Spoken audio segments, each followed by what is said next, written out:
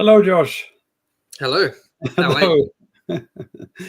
Hello, everyone. This is Gokartpappan goes international. So this is the first interview in English.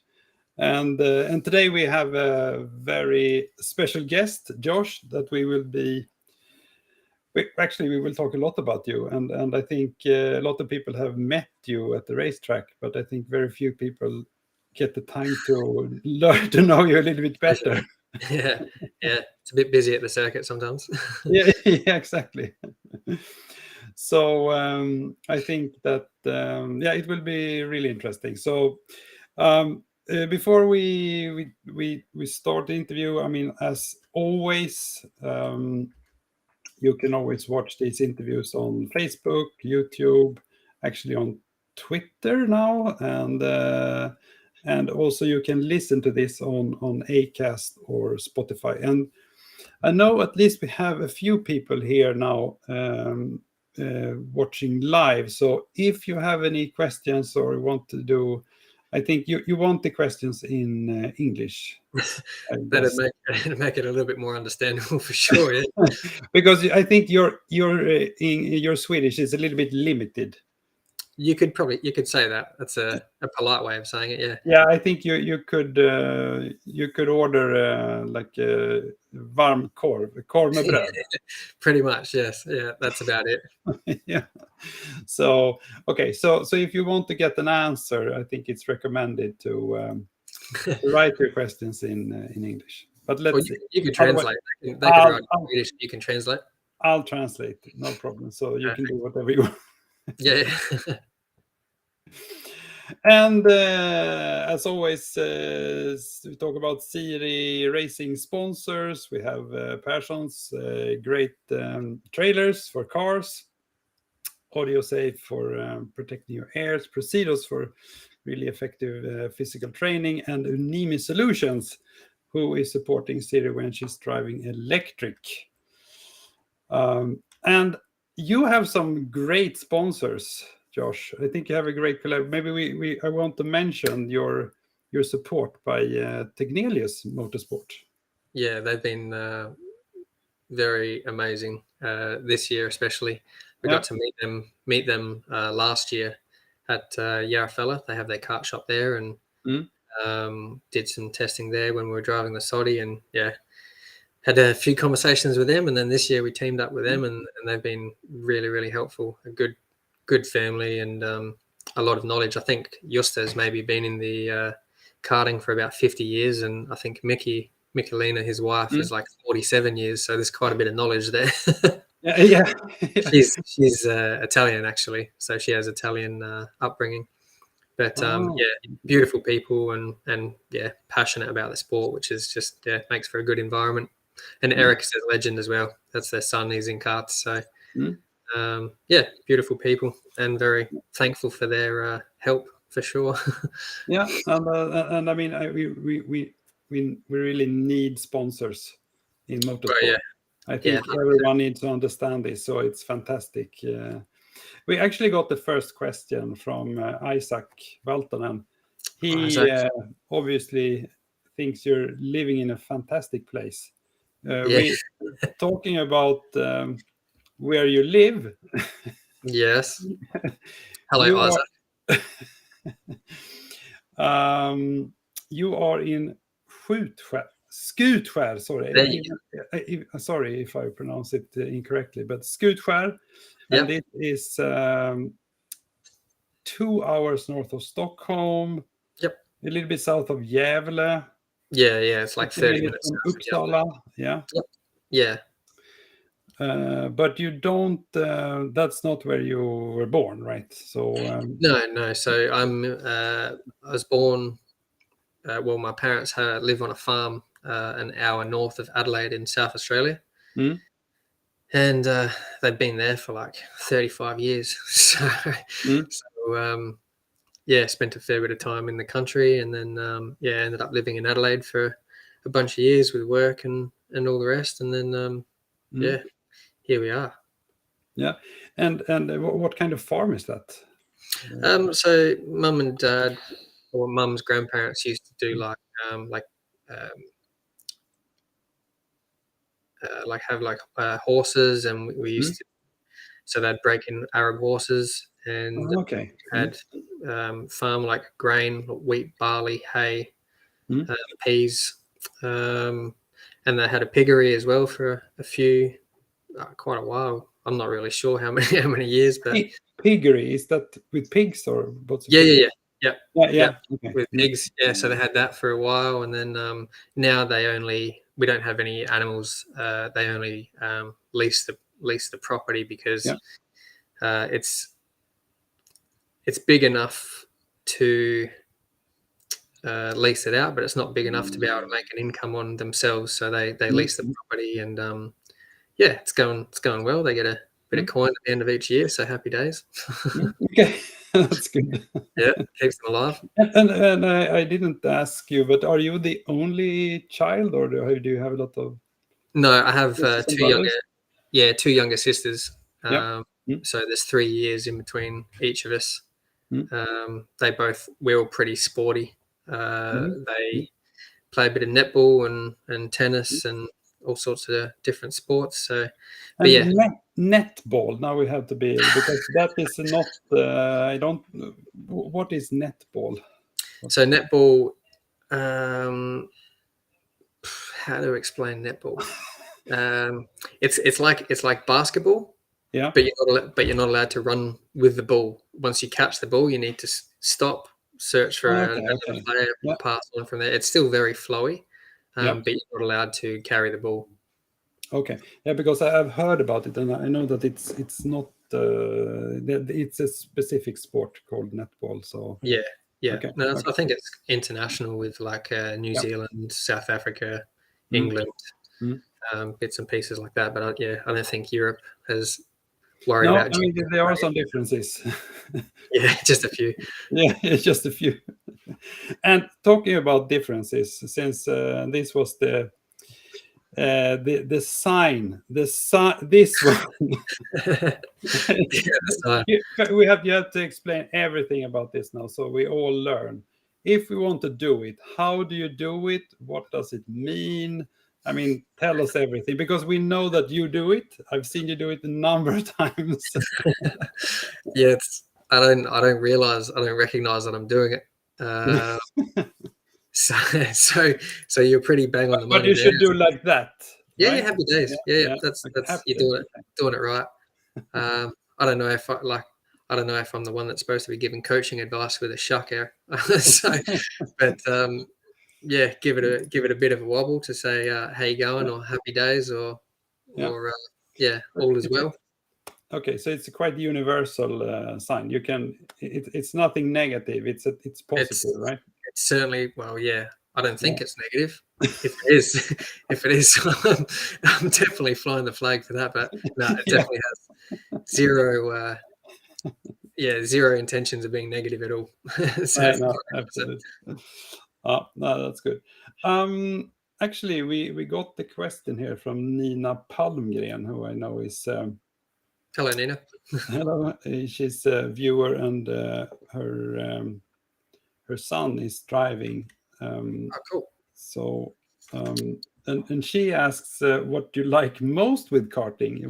Do you know what is if you were to say what you like the most, what would that be? That's a broad question. There's many different aspects, but probably one I like the most is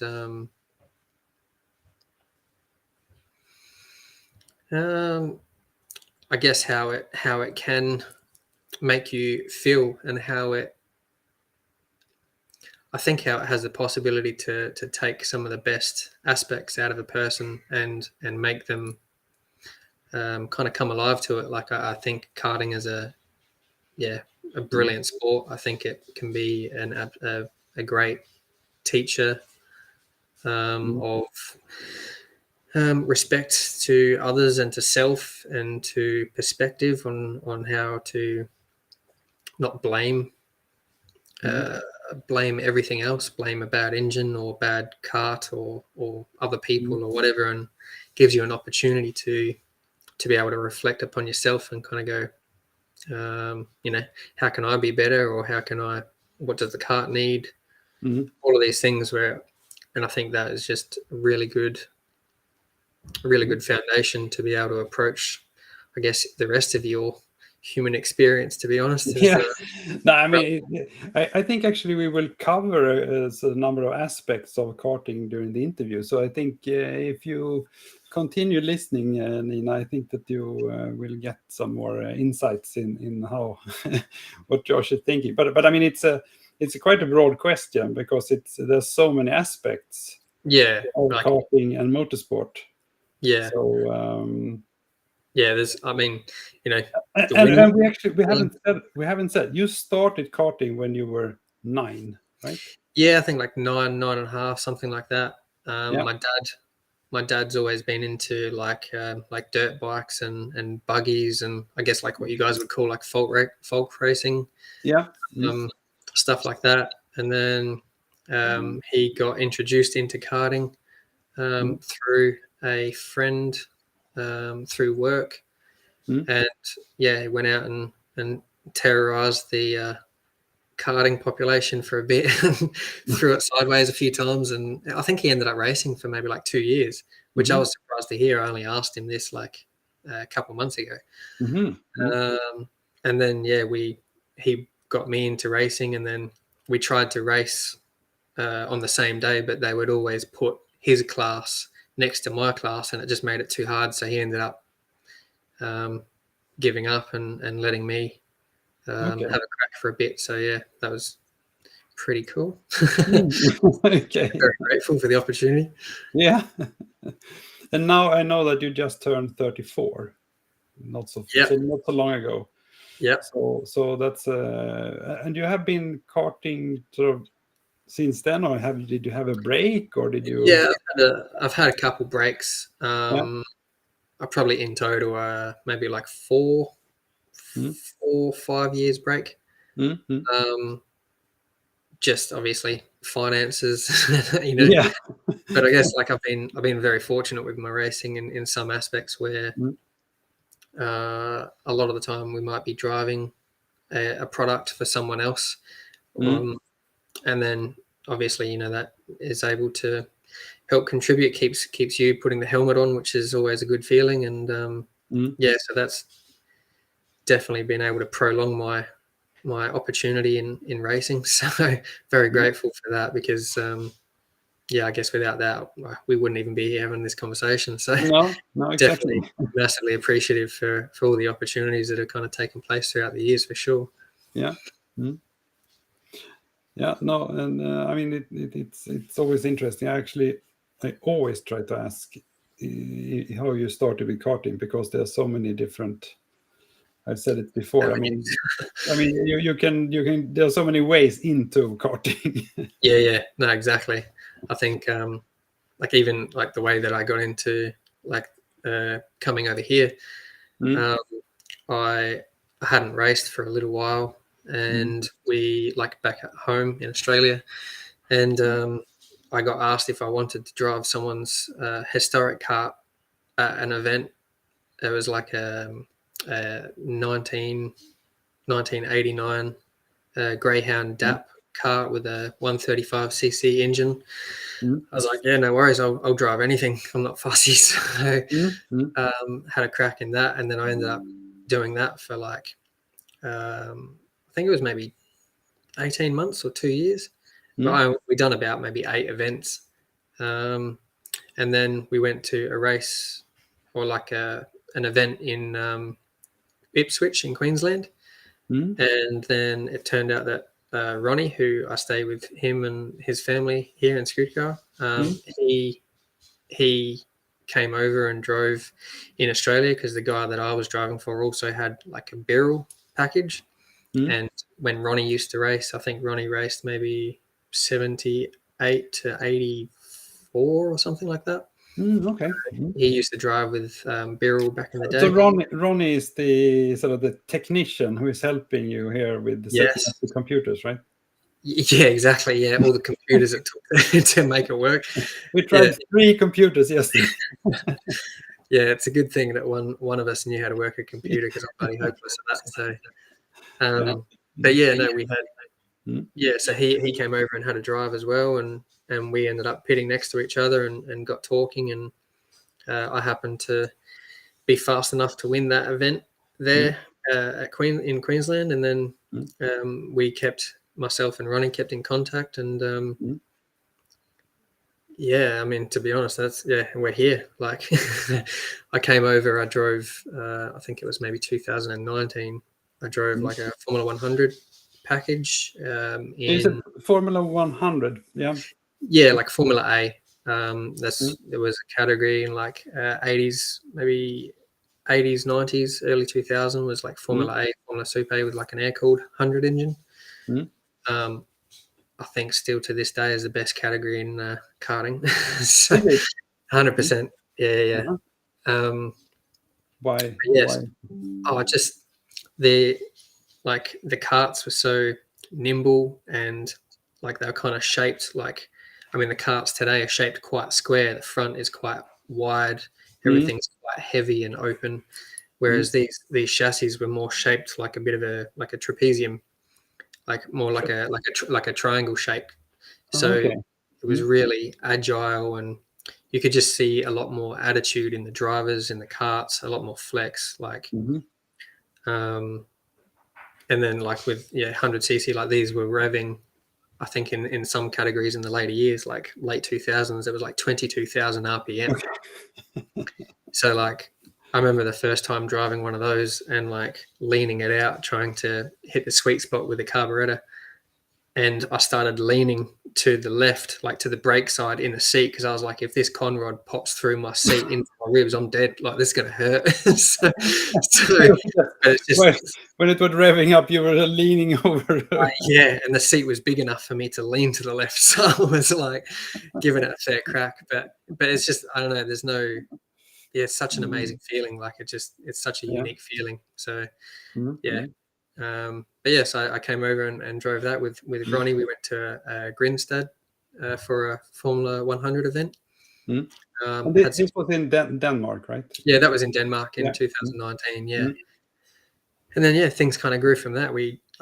I went home, and then we were going to do a couple more races the year afterwards. But then obviously the pandemic took place, and then came back the year afterwards, and we were going to do the Formula 100 thing.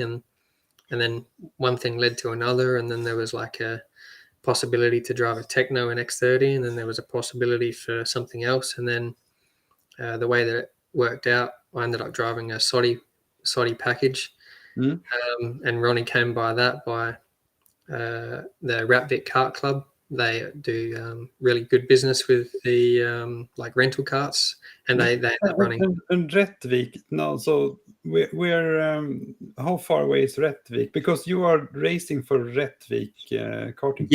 Yeah. So I think, unfortunately, I know there's many people that have driven at Rättvik here in Sweden. It's a insane circuit, and they were supposed to have the last round of the MKR Championship, but they weren't able to get the volunteers to run the event. But yeah, that's like, I think it might take around 55 seconds for an X30 around there, something like that. But yeah, so I'm one of a few drivers at Rättvik, and I think it's about maybe 2.5, 3 hours from where we are here in Skutskär. Okay. Because now we have actually one question from Isaac, and we have a greeting also from Johan Andreasson. Hello, Daddy. He says, say hi and see you soon at Garda, he says. Yeah, definitely. I have some lasagna with you. Okay, so you're the lasagna provider. Well, I wish I was a lasagna provider. They made a really nice slice of lasagna in the restaurant there last year. So pretty keen for another slice. Well, I'm sure that would be fine and fun. We actually got this question also from Isaac here when it's in English. So, I mean, what's your view on the Swedish karting scene versus sort of other parts of the world, Europe or Australia? It's pretty competitive. I mean, obviously, I think everywhere is. Um, it's kind of funny. I don't think you probably realize how good maybe the top 5-10 people in each category actually are until they go and race in another country and realize that they can actually mix it with the best in this country or wherever you tend to go. I don't think anyone necessarily, like, one particular country really dominates. And obviously there's quite a few drivers here in Sweden in different categories that do venture over into, Italy or Germany, France, wherever it may be. Even just had the world final this weekend in Le Mans. And there's plenty of drivers that race here, and I think really good competition. Certainly don't make it easy. So I think they had quite good pace in Le Mans on the weekend, and but I think there's really good competition all throughout the world. But I mean, I'm really not an expert, but I think also, I mean, if you go when you go to any country, I mean, if you look at the sort of the top 10 drivers in any of the categories, I think they are the ones who are also competing in other countries. They are the ones who compete in Italy, and they are. So of course they probably also get even better by doing that. That's the thing. I don't necessarily know if they get faster, as they just probably develop more as a driver in their understanding to perhaps how to hone in with their chassis more, the setup, rather than I guess being, having one good event and 6 not so good events. Is probably the consistency of the driver more to develop or to produce each time with each event. I think that's probably where the best drivers for each country are just probably more consistent, not necessarily get faster each time. It's just consistency, which is the main key, I think. But even with Australia, like there's probably not heaps of people that have travelled internationally, but I guess like Rotax and X30 World Championships have allowed that, and we have like really strong competition in Australia. So I think, like you said, top 5, top 10 in each category throughout each country is usually world class. So I don't think Sweden's any different. No, I think so too. I think it's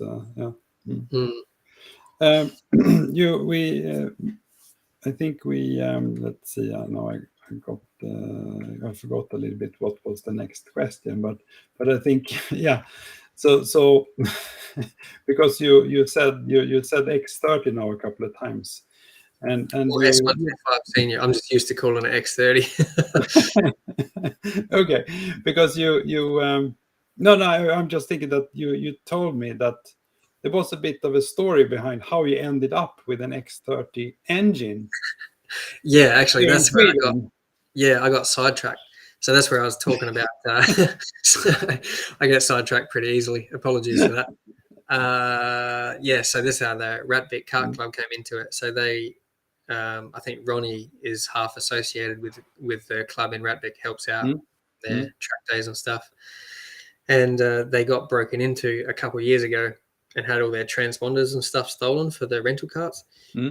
So contacted Ronnie, was in a business a few years ago, was like selling air rifles and bits and pieces like this.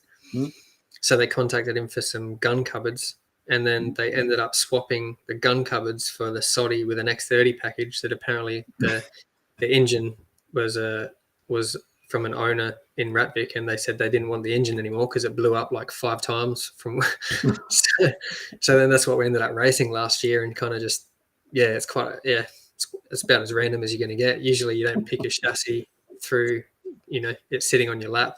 So you swapped a couple of gun cupboards.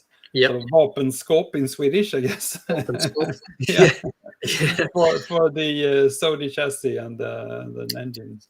Yeah, exactly. And then went to the track and gave it a crack. So started from scratch. Yeah, there's a lot of coincidence. I mean, how you ended up here and how you ended up with this. Yeah, this exactly. yeah. That's the thing. It's kind of So was it? So you met with the Tegnelius team, and you gave them this engine that had blown up a couple of times, or how did that? No, yeah. So Ronnie actually does engines as well. Oh, okay, okay. So last year Ronnie was doing our engines and yeah, so he still does some tuning as well, like with our engines and all the rest. And yeah, so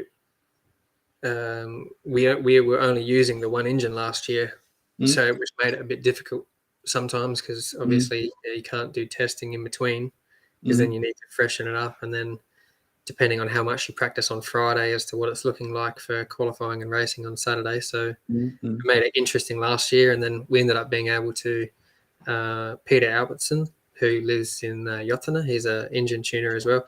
Turns out Sweden has a heap of engine tuners. So,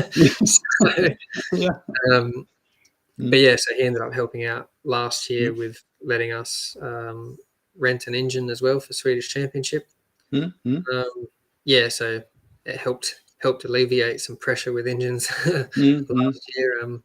But yeah, no, we ended up meeting Josta like Tegnelius last year when we went to the track for the first time after I'd landed here, and we went to Järfälla and went to do some laps and hadn't driven a kart for a little bit, and the track was in quite healthy condition. So I'm coming around the last corner and my neck's like folded over, and I needed to do a lot of neck strengthening to be able to get better. So they were kind of laughing at me, and we ended up doing some really good times on the stopwatch, and they were quite surprised because no one really drove a soddy, and we had like this really stiff seat with some pillow on the back, like a bit of cushion on the back because it was too far back and all the rest. So we kind of just giving it a send around for the day, and then we ended up doing some respectable times, and that's kind of where the where the meeting and the friendship came from. And we actually had a chain snap for the first session. So Ronnie had to go in and get a chain from Justa, who they knew each other a little bit from back in the day. Okay. And then while I was trying to fix the chain, they were busy talking, and I ended up missing out on like 2 sessions, and I ended up having to go to the shop and say, "Can you hurry up? Because I'm missing out on the track time." So yeah, that's kind of how that all kicked off. Yeah. Very serendipitous. Yeah.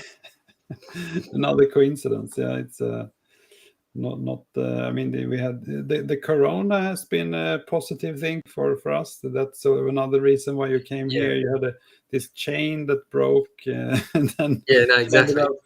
So yeah, it's but the now you're driving the Formula K chassis. Yes, so I think the Formula K, Praga, and there's also like a OK1 kart product. So they're all IPK brand. Okay. And I think it's a pretty awesome chassis, to be honest. I didn't maximize it this year. I know we had quite a few problems with trying to find the balance of the chassis, but it probably had more to do with my understanding. We raced a lot this year, but it didn't allow us time to do any testing. Okay. And in hindsight, I was probably better off to race a little less, test a little more, and then make the races count. We were good on a green circuit, and I could probably drive around a couple small issues. And then we found that the track, I'm not sure if you guys found this year. Sorry. You said the green circuit. Sorry, slippery. Slippery, okay. Yeah. Slippery circuit.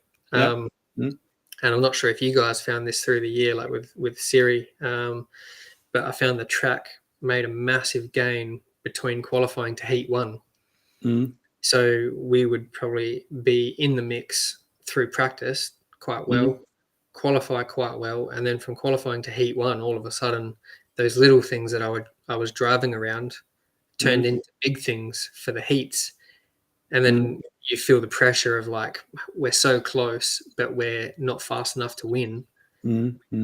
What do we need to change? And then so went through the process of trying to understand the product in like heats and pre-finals and stuff, which is not ideal. So probably, in hindsight, would have been better off to race a little less, test a little more, understand the product, and then be able to maximize it. Because the couple times we did hit the nail on the head and maximize it, the package was very fast.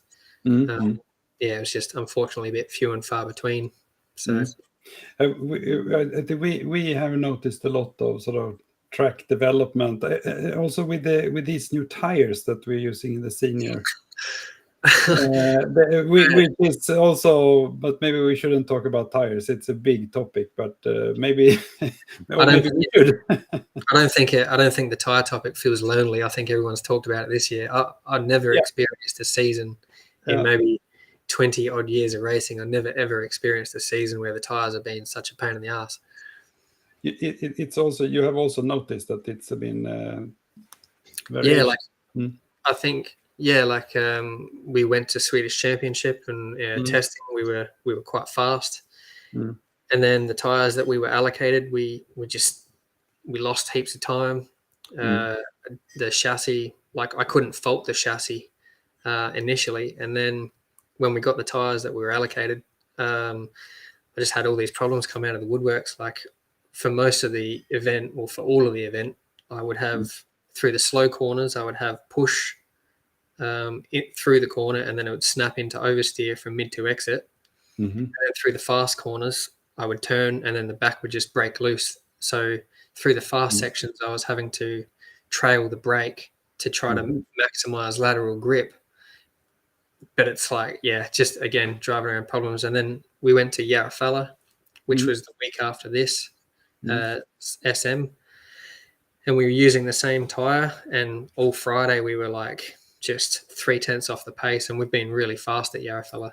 And I was probably about, maybe 5-6 tenths off the pace of what I can do at Yarrafalla. And after like a week and a half of having the same problem, I'm like, maybe I've forgotten how to drive a go-kart. I don't know. But like, it felt really, it was such a shit experience. And then we just ended up, we're all scratching our heads. And then for the last practice session at Yarrafalla for the MKR, Eric, who's Josta's son, he said, we've got to try another set of tires. It has to be the tires. And I said, like, usually I would say yes, but we've had 4 different sets of tires and had the same problem. So what would a 5th set, So we ended up changing these tires in like 5 minutes. We made it out for the last session and we gained 0.6 of a second. And it was exactly the same setup. We just changed the tire. And all of a sudden, this go-kart was like, I couldn't fault it. Like we were 0.3 faster than second. The kart was just unbelievable. And it was like, okay, I didn't forget. Like, you didn't forget how to drive. But like karting's hard enough as it is to have all those small things lined up, and then to have this tire thing that's been like, really, it was in the mix last year as well. Like I know testing at Rosbo for Swedish Championship, we were doing like really good times. The track was really grippy, kart was flexing. And then we got to the race event and like, again, 0.7. Everyone just, the grip wasn't there. Everything changed. And then for the back half of the season, and then everyone said, that's what happens at Swedish Championship. The tires change. It's like, that can't be right. And then this year, the same shit happened. So, I don't know. Consistency, I guess. I think that I've been asked to talk a little bit more about tires, and I think that we will probably have a separate program about tires because of and I mean because I think it's something that it would be interesting to know a little bit more about what could be, because it has been a lot of discussion about that, especially this year. Year, like you said. Actually, we also got now an offer for you. I don't know. An offer you can't refuse, maybe. I don't know. It's Mikko Hansson's. Yeah, he's a lovely fella. Offering to cut my hair. Well, he can do it next year. I'm going to get a car. I just need it. I need it for the winter. So I think it's kind of crazy to cut it off now while I'm still going to wear a beanie for 6 months. So Okay. So maybe Mikko, then you can maybe when this it's springtime, then it's maybe good for exactly when I can take the tea cozy off and it can see the sunlight, then I'll get the haircut. Okay. See, a strategy. There's a strategy for everything. Yeah. Okay. Oh, well, that's super good. Well, very interesting. Very interesting. And I think here on the picture here you have the Tegnelius support team. Yeah. The Tegnelius team. I don't think that I have met them actually, but I will say hi next time. I've seen them, but I have never talked to them, I would say. So Yeah, because you guys raced in Certatelia. exactly. So yeah, they were there supporting us there. So yeah, that's the thing. Once you familiarize yourself with the faces and all the rest, you kind of put a face to a name, and then it's all good. So, No, it's. I mean, it's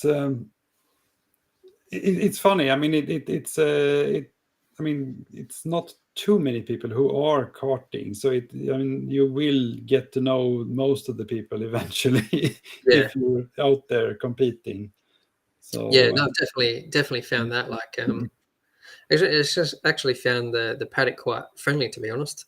So yeah, like even like if we're at say Yarrafella, for example, that's kind of where we end up doing our engine running in or coaching or whatever like that. And everyone always walks past and says hello, gives you a wave, and from like 6 years old to 66 years old and all the rest. So it's been a really cool environment here. Everyone's really lovely and keen to say hello and speak as much English as they can. So that's helpful for myself. So, yeah, and I mean, you are also very friendly. I think we will talk a little bit more about also this. You also have a lot of thinking about that you should be friendly, but we will actually come back to that topic a little bit later here. but I mean, you are a very experienced driver, and you have, I mean, and you are sort of fast. I mean, maybe it's a silly way to say. I mean, do you have a secret? But I think if I do, I'm sure as hell not going to share it because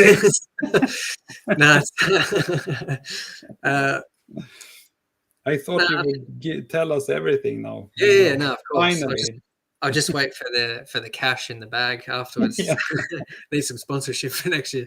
No, it's I think it's like, I mean, we've spoken before at the circuit. I think we had probably our longest chat in Klippan, maybe. But yeah, and I think we were kind of talking about it there, where it's just experience certainly doesn't hurt. And I guess like we touched on it as well with competition in different countries. I think it's not necessarily that the experience makes you a faster driver.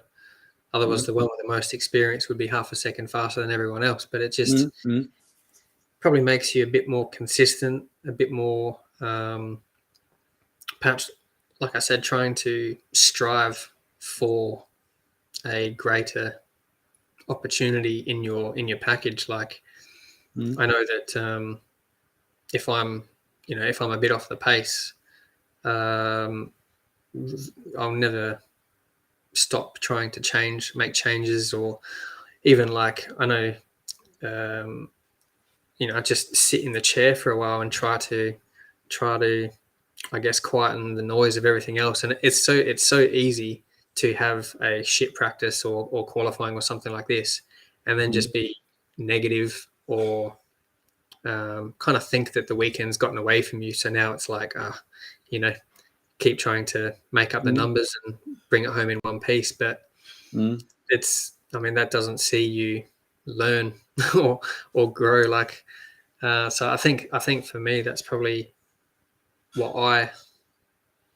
get from it the most, and what I enjoy the most is trying to continuously learn. Like I know we were using different wheels this year, and like there was like a Douglas low volume standard and a high grip wheel, and last year with the Saudi, all we had was low volume, so we were just dealing with that.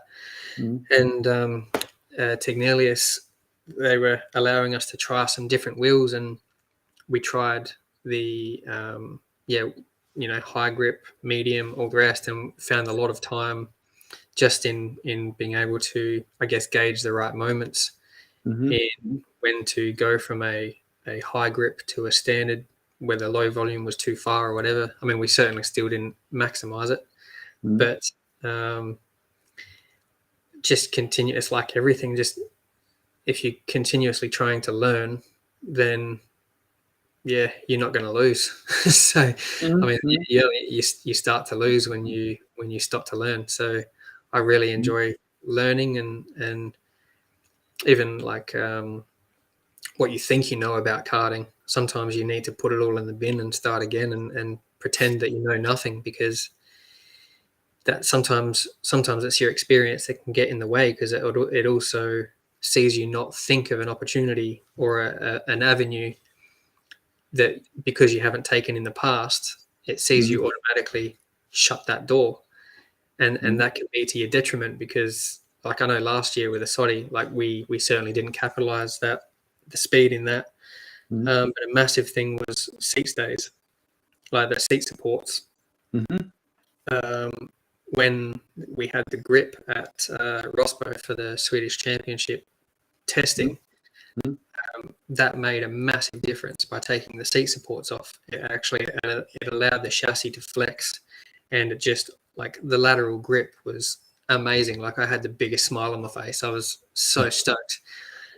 And and for me, seat supports from my past experience would allow me to gain more lateral grip, which would give me exactly what I thought the seat stays would do, but by taking them off actually gave me what I was after, and I never ever would have considered that. So that in itself was just like, sometimes you need to be willing to get off your high horse and just try things that you necessarily wouldn't try because you think it wouldn't work, but it can also see you never find something that does. So that's probably one of the things that I've learnt here is leave no stone unturned until you've tried it, and especially, like, people say, oh, this will do this, and then so everyone goes, okay, that will do that, and that's it. But no one actually, like, I mean, perfect example is a normal chain or an O-ring chain. Some people say, oh, O-ring chain takes revs. Some people say this, some people say that. Yeah. But until you try it yourself, it's all bullshit. Yeah. Like, you know what I mean?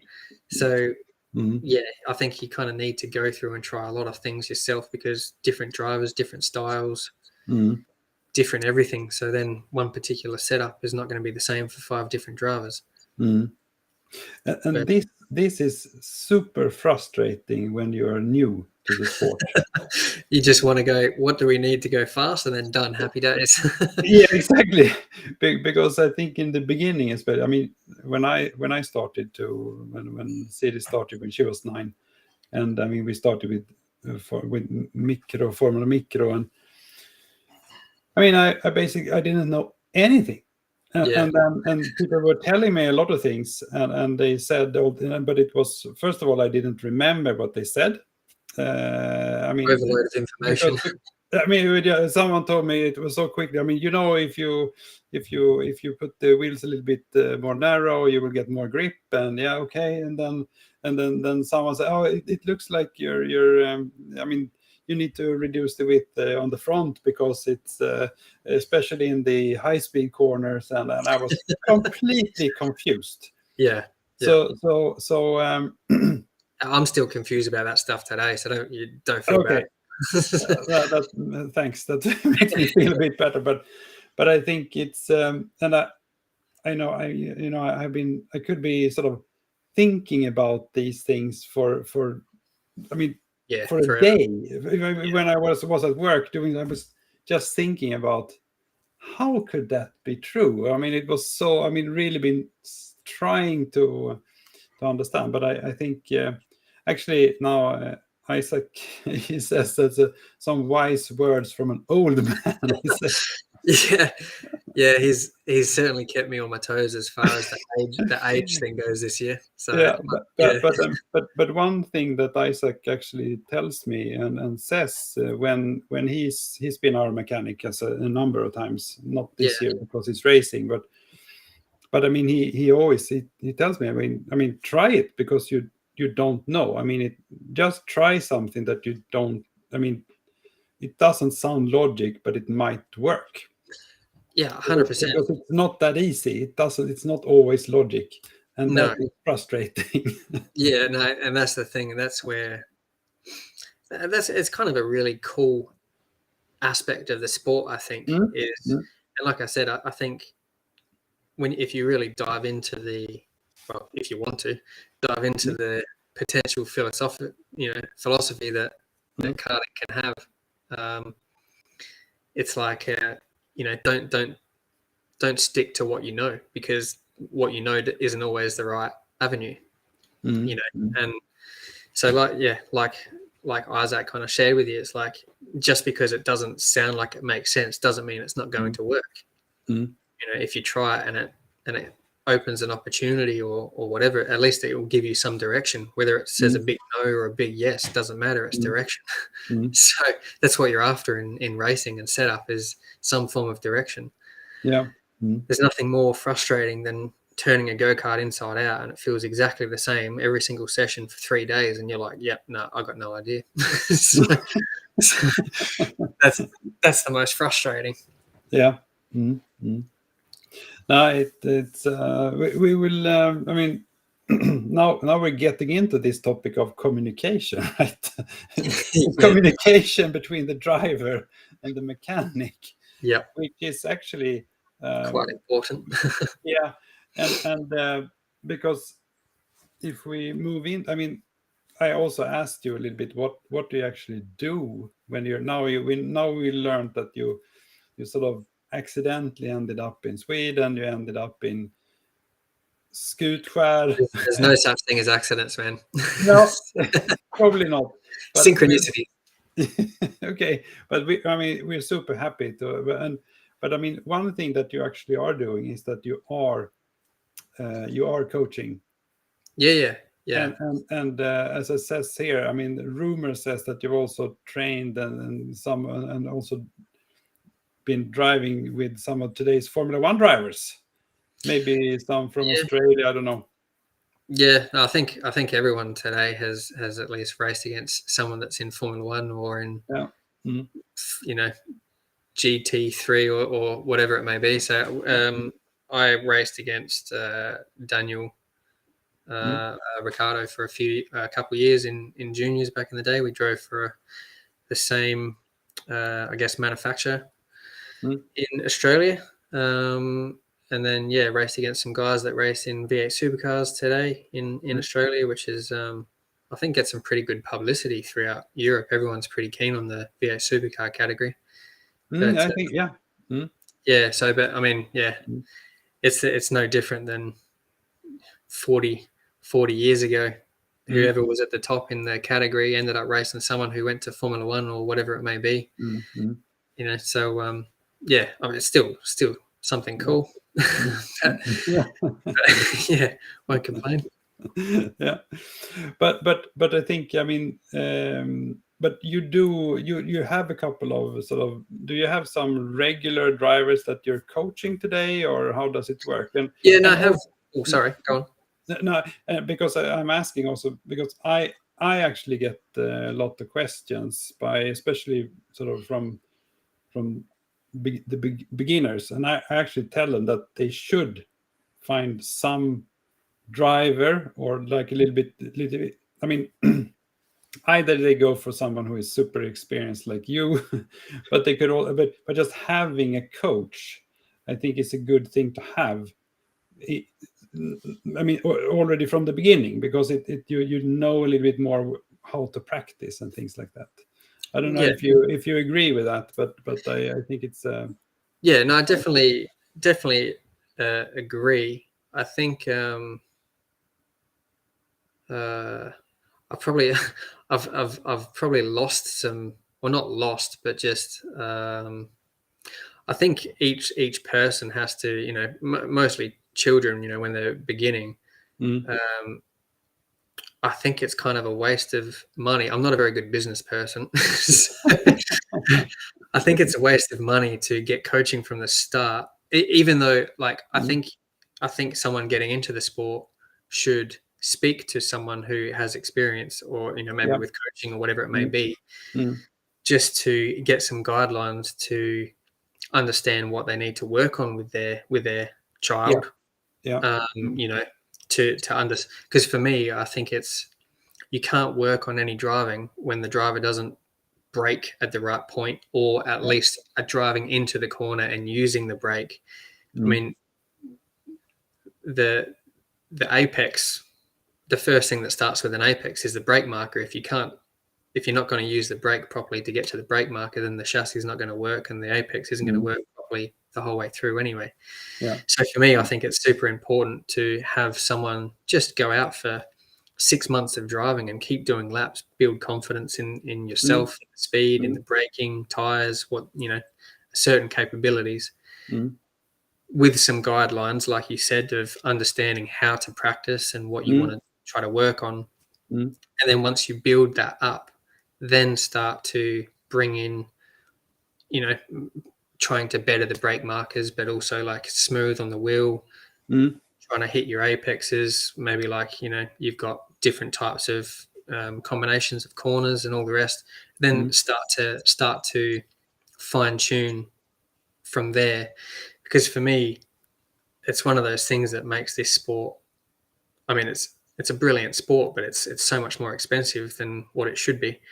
Mm. And I think, especially today, everyone thinks that, well, if this guy's winning and he's got a $20,000 simulator, then I need to get a $20,000 simulator, and Mm. that's just bullshit. Mm. Because no one had simulators 50 years ago, and there was world champions. Mm. Like, Mm. Mm.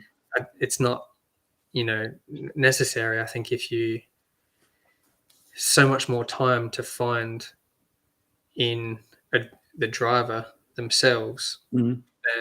than chasing in setups and all the rest. And so I Yeah. think if they can learn the fundamentals well, Mm.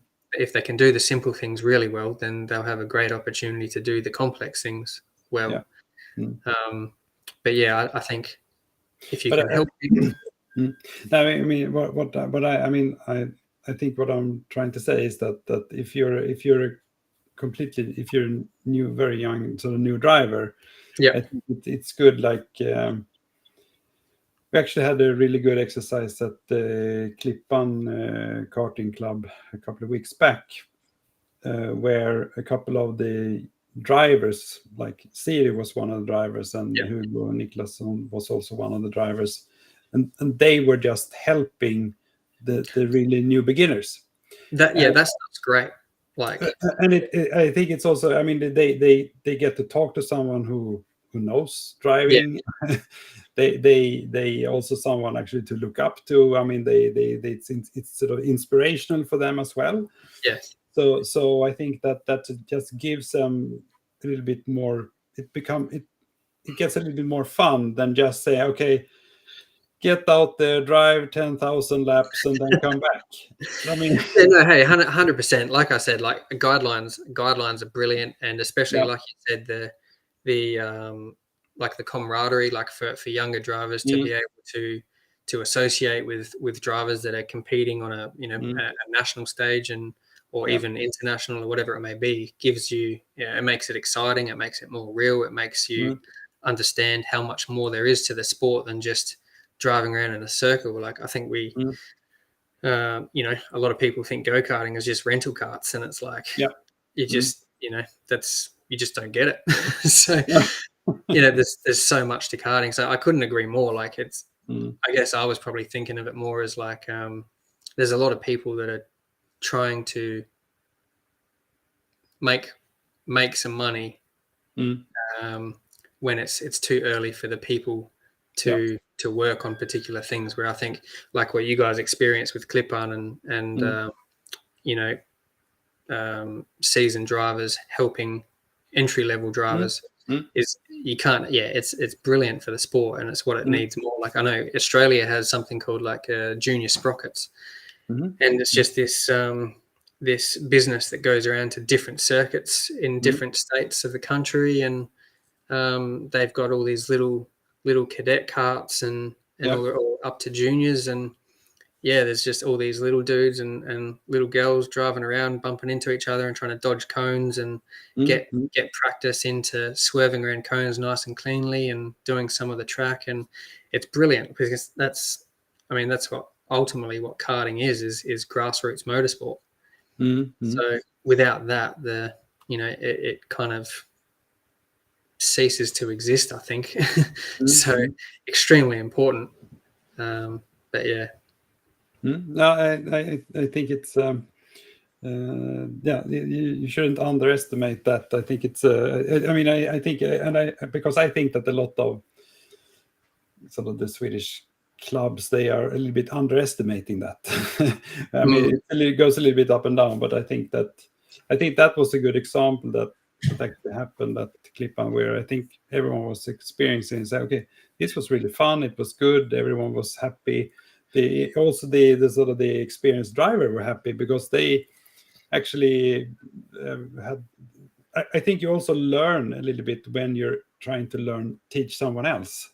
100%. Like I didn't realize. I coached my first person when I was 14 years old. I got asked to coach someone, and I was like, "What do you mean?" Because I guess I've been told that there's like two different drivers. There's a driver that drives by feeling, and there's a driver that drives more logically and drives to points. Okay. And I'm someone that drives by feel. Yeah. But then like when you ask me to coach, I'm like, man, I don't even know what the hell I do. How am I supposed to help you? And exactly like you said, when you are helping someone learn something that you perhaps know quite well, it's like you're teaching them, but you also becoming a student yourself in the way that you're relearning something differently. It's like a different perspective. And then, so I found that really interesting. And I think that really, it helps you grow in so many aspects. It helps you grow in understanding, in a lot of ways that are beneficial. I think there's certainly nothing negative. Yeah, no, it's interesting now, and also I think Isaac has got a lot of good questions here or comments, because we have this. I don't know. Have you heard about Rookie Cup? I haven't. No. No, this is. It's actually one of the guys. Daddy Menander. He has two sons, also Oscar and Anton, and he has organized what's called Rookie Cup. It's for the really young drivers that haven't started competing yet. Yeah. And it's also if you're an unexperienced go-kart daddy or go-kart mother, you can go there and work on the track. Be sort of, yeah. I mean, everyone is a beginner, so it's the drivers are beginners. No one's judging anyone. Exactly. So it's really about learning how to all the aspects of a competition. Okay. Yeah. So it's everything, and I think it started in Helsingborg because that's where they started in. And then they've done it on a couple of different tracks, and I interviewed one person who runs something called karting school in Sweden. Okay, cool. And he has a karting.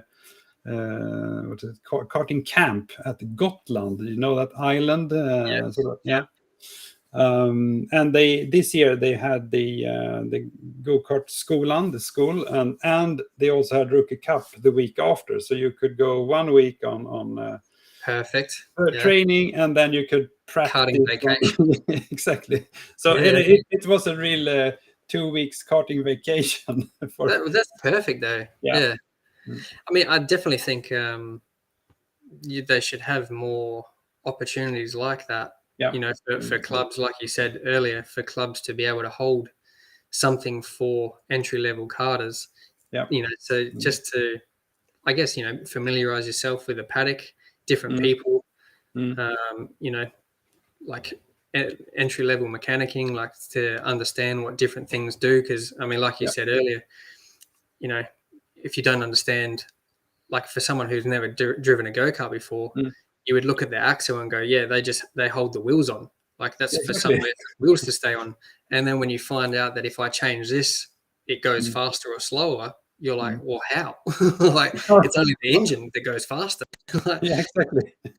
so to learn all of these different things, and for drivers to have, you know, friends and so many different ways that you can gain. So it's good that they do stuff like that in Sweden. Yeah, no, I'm also very happy with that. And actually, there is the Svenska Bilsportförbundet. They organize something called Karting on Tour, which is it goes around on different tracks. I think it's all over Sweden actually, and they have everything from a Cadetti up to sort of a, I don't know, 125. So they have different real karts, and then you can just come there and try. So yeah. So I hope I haven't forgotten any other good initiatives, but I think those are good, all of those. All involved. Yeah. Yeah. And if someone remembers something else, please tell me. Insert it in the comments. Yeah. But talking a little bit more about educating and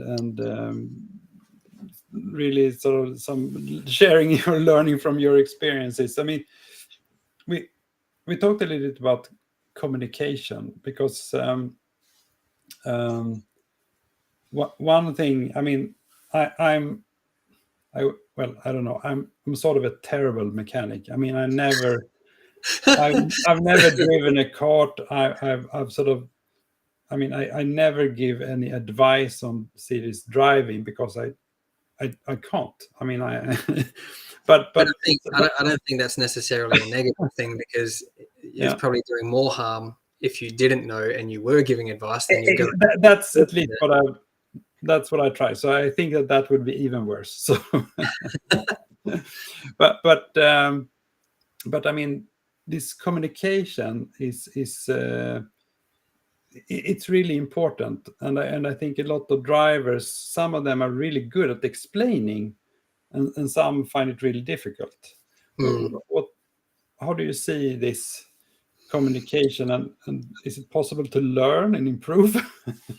Yeah, I definitely think it's something that you can learn. I guess it's one of those things that's like the more that you peel something apart, the more that you realize there's more to it. And that's definitely, I think, the case with the driving aspect, is that there's just so many different levels and so much depth to driving. It's not just a matter of jumping on the accelerator, jumping on the brake, turning the wheel, and all the rest. Because if you can't feel, well, if you can't be consistent, then you can't give feedback. Because if you're not doing the same thing each time, how do you know what to change or what the kart's trying to tell you? So the main thing really is to try to do the simple things well. Make sure that you're maximizing your brake marker. Make sure that your turn in is at the right spot and also smooth, because I feel like if you're aggressive on the wheel on your turn in, it can also it can make the chassis do something that perhaps it wouldn't have done if you were smooth. So then you think, okay, when I turn in, the back is slippery. So then you keep working on the back, but it turns out that you're just, because you're ripping it on the steering wheel, and then you're sliding, well then you don't have any lateral grip, but it's actually the driver that's creating the issue. Yeah. Whereas if you drive smooth and maintain that lateral grip, so then the weight sits on the front outside tire, and then everything's nice and smooth, then the kart's going to show you what it needs. Because as soon as you break lateral grip, it's either the front is pushing or the back is going to slide or whatever it may be. And then that's where the chassis is going to say, okay, if the front's pushing, this is what we need to do. Come inside, talk to the mechanics, talk to the team, whatever it may be, and say, when I come into the corner, the front's failing. You know this because you're driving smooth. Yeah. Whereas if you're flicking it around, well, you don't really know what it is, because you kind of don't realize you're either compensating for something or creating something that's the problem itself. So it's really important to be able to give feedback. I mean, it's not easy. Some things are really easy, and other things you go, I can't tell if it's the back or the front, because it really starts to play a fine-tuning process between the balance of the overall kart. So that's where sometimes you sit there and go, Jesus, like how much? I got no idea. And then you try to ask some questions. But like you said, communication, if you can talk about it openly and have a good environment around you that, may understand the product or your driving style or whatever it may be, if you can bounce some ideas around, then try to find some things. And, a good thing is to have, I guess, a good team around you that it can also have a look from the outside to see what the kart's doing. Because sometimes you might have a feeling, but you also might be, I guess, caught up emotionally. So you need to have, another perspective to say, well, look, here's what's going on, and then evaluate from there and see what the case is. But I don't know if it's there's a lot of people that don't give much feedback besides saying it's slippery or something like that. And for me, that's like, I don't understand how they can be fast if they don't give. I mean, good on them. I'm probably jealous because I'm like, I wish I was faster. I'm trying to give some, I guess, in-depth feedback, and I'm still got the same damn problem. And I'm like, maybe I should just say it's slippery, and then we fix it, and it's all good. So, but it is. Oh, sorry, go on. But I think you mentioned that you break it down into smaller parts. You're talking about the front and the back also. I mean, like separately, going in and going through, then going out to the corner. So I find, say a hairpin, for example, I'll usually split like if I'm working with the driver, or even myself, if I'm trying to understand what I need to improve on as the setup, I'll split just a standard hairpin into like entry, middle, and exit. And then I'll kind of go through in my head and say, well, on entry, turn in is okay, and back is okay. But then I'll say, well, going from the entry to the mid, I'm finding that when I want the kart to track on the race line, I'm finding that the tires are graining across the circuit, which is kind of pushing. And then from there, from stage 1 to stage 2, kind of indicates that it's the front, because what you could do if you just work on the corner as a whole, you can say, well, I'll come into the corner, and when I get to the middle of the corner, the back steps out, so I lose all my speed, because I'm sliding. So if you say it like that, well, then it's just a matter of, well, we need more grip in the rear. But if you break it into smaller steps, you'll see that it's actually the understeer into the corner that then pushes the kart past the rotation point. So then it actually then turns into oversteer. So when you go into the middle corner and the weight transfer, then the back comes around. Then the sliding happens. So it's actually it's a problem. It could be a problem with the front, not just the rear. So I find that breaking corners into 3-4 sections, however the layout of the corner is, going from front and back, and then middle of the corner, front and back, and then exit, front and back, can help you decipher what end of the chassis you want to work on. Because it's hard enough to find it as it is, let alone working on the wrong end. So. Exactly. No, I think that's interesting. Maybe that also could be helpful for the driver to start thinking a little bit like that. It would help how to communicate. Exactly. And Because when I talk to Siri, I mean, I think we always try to tell Siri to say a couple of more words. So, but I think that it's many times she says that maybe it's my fault. Maybe it's not the chassis. It's just my driving that is created. Just like you said. I mean, it maybe not smooth enough going into the corner or something like that. So she's a bit. Yeah. She's not sure if it's actually her driving or if it's the chassis that needs to be corrected. Yeah, it's the same with me. Like I know sometimes if I'm putting the cart in the wrong place, or if I'm like, you don't realize, you kind of not necessarily conscious to all your muscle memory. So you can be doing something that you're not aware of, but because you're like me, for example, I think I adapt to a package probably too easily, which then sees me not always get the best out of the package, because I'm so used to, I can compensate for small things. And that's great in an immediate situation, but when you have the time to develop something, because it's like you're not necessarily conscious of what you're driving around, because it's so innate that you're driving around it, that in itself can also create a problem. So like, I'm sure every single time I go to a race event, I'm creating a problem somewhere that I'm sitting here going, I need to find this in the setup. Why isn't it working? And it's the wing nut behind the steering wheel that's creating a problem. But then that's like you said with Siri, it's good if you are able to take a step back and not always, like, especially like now, one of the first things I try to evaluate is me, like to make sure that I'm doing the right things in the most objective sense, rather than just going straight to, okay, this is how the kart's going. We need to fix this. I need to make sure that I'm doing the right things through and around the corner before I go and blame the go-kart. Otherwise, I'm putting a Band-Aid on a broken leg. Do you know what I mean?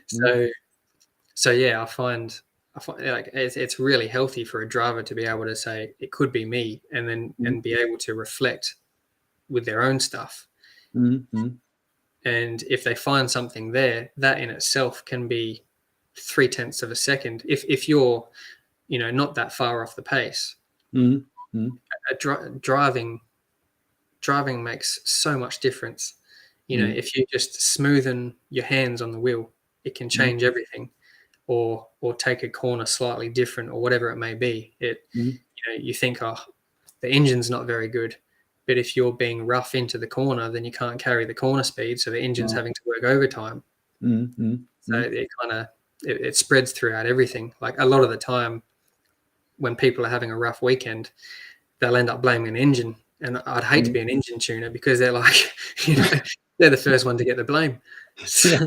But if a kart's not working, it's the rear isn't lifting through the corner or something like this.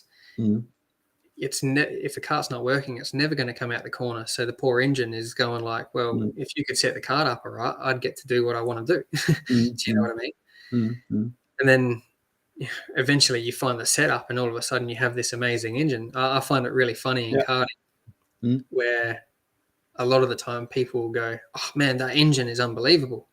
And it's like, well, last weekend no one said anything about it because we didn't get the kart set up, and this weekend everyone's saying the engine's amazing. Well, we found the kart set up, same bloody engine. So like, it's very easy to blame other things and not pay attention to the right things, or perhaps the small things. But I find so much time and opportunity to gain in being able to look at yourself and reflect upon yourself, and then that kind of leads you to looking at the go-kart. If you're doing the right things, then you're putting the go-kart in the right places, then the go-kart's going to tell you what it needs whether it's front, back, whatever it may be. Mm. But yeah, you're going to receive the information if you're doing the right things. No, it's a lot for me to think about when and all of Yeah, us I'm because probably rambling a lot, so if I am, just tell me to shut up and I'll try to no minimize sentences. no, but I mean I think it makes a lot of sense, at least for me. So it's good to hear. We got the question here from Eleanor, where she asks you about the structure of the competitions. If you compare Australia, if there's something that you think we should learn, or maybe there's something that we do good. I mean, it would also be. Yeah, no, I mean, I think what's different in the structure of the competitions than home is we end up racing all of our categories on the same day. Okay. And like, so to come here and have half the categories on one day and half the categories on another is takes quite some getting used to. But I think it's like everything they have that. Oh, go on, sorry. But what? So I mean, how do you make that possible? I mean, do you start earlier and finish later, or how do you? I mean, how does that? Well, I think we probably, so a lot of the time we will end up kind of having like 2-day events. So it'll be like, well, you'll either do testing on Friday and then race Saturday, Sunday for like a title or a championship or something like this. Okay. So quite often it'll be like a 3-day process. Oh. Whereas here in Sweden, you know, everyone does the testing on the Friday. And then if you're the unfortunate ones that have got to race on the Sunday, then you kind of got to camp out for a day and go sightseeing or whatever it may be. Yeah. But yeah, I don't know if it's better or worse. It's just different. Like I quite, maybe you get a little bit more racing. I know you get more racing with the MKR is quite a good championship with, we seem to get 2 heats, a pre-final and final. And I know if it's IAMI or SKCC that does the same. SKCC, they changed it. This year they changed. So they changed to do, there's no pre-final this year. So yeah. But I think most of the drivers wants to have the pre-final back. Well, I think the pre-final, I mean, it's like anything. If it doesn't help you, you wish there wasn't a pre-final. No, if it does help you, you're stoked that there's a pre-final. So yeah, it's like it's a second chance to repair someone if you have some damage. It's a driver's saving grace. So, but yeah, I mean, that's like ultimately you're not going to complain if you have like more laps in a race weekend. More track time is always better. Try to find that little bit extra that you're after, and it's good that you get the 2 sessions in the morning as well. Like usually in Australia, if we don't get the 2 sessions, we might have a like what we call a carby session. You get like 1 5-minute session, and that's it on race day, and then you send it. So so yeah, there's some, I guess, positives and negatives to some regard, but I don't think a matter of having to do anything better. It's just different, but I think it's quite a good structure here as well. So I think, as I say, I mean, it's especially if you have been driving for many hours and you come to a place and you want to take the Friday for practice and then you have to wait until Sunday, of course it's a bit I've laid in the I mean, as I told you, we live in a pretty good spot here in the southern part of Sweden, so we have close to almost every track. But there's always people complaining that we don't go up north. But I thank all the drivers from the north. You drive many hours and you still compete here in the south. So, but I mean, and I can understand that is a bit annoying that you have to do it like that. But I think sometimes it's like a 8-9 hour drive. Yeah.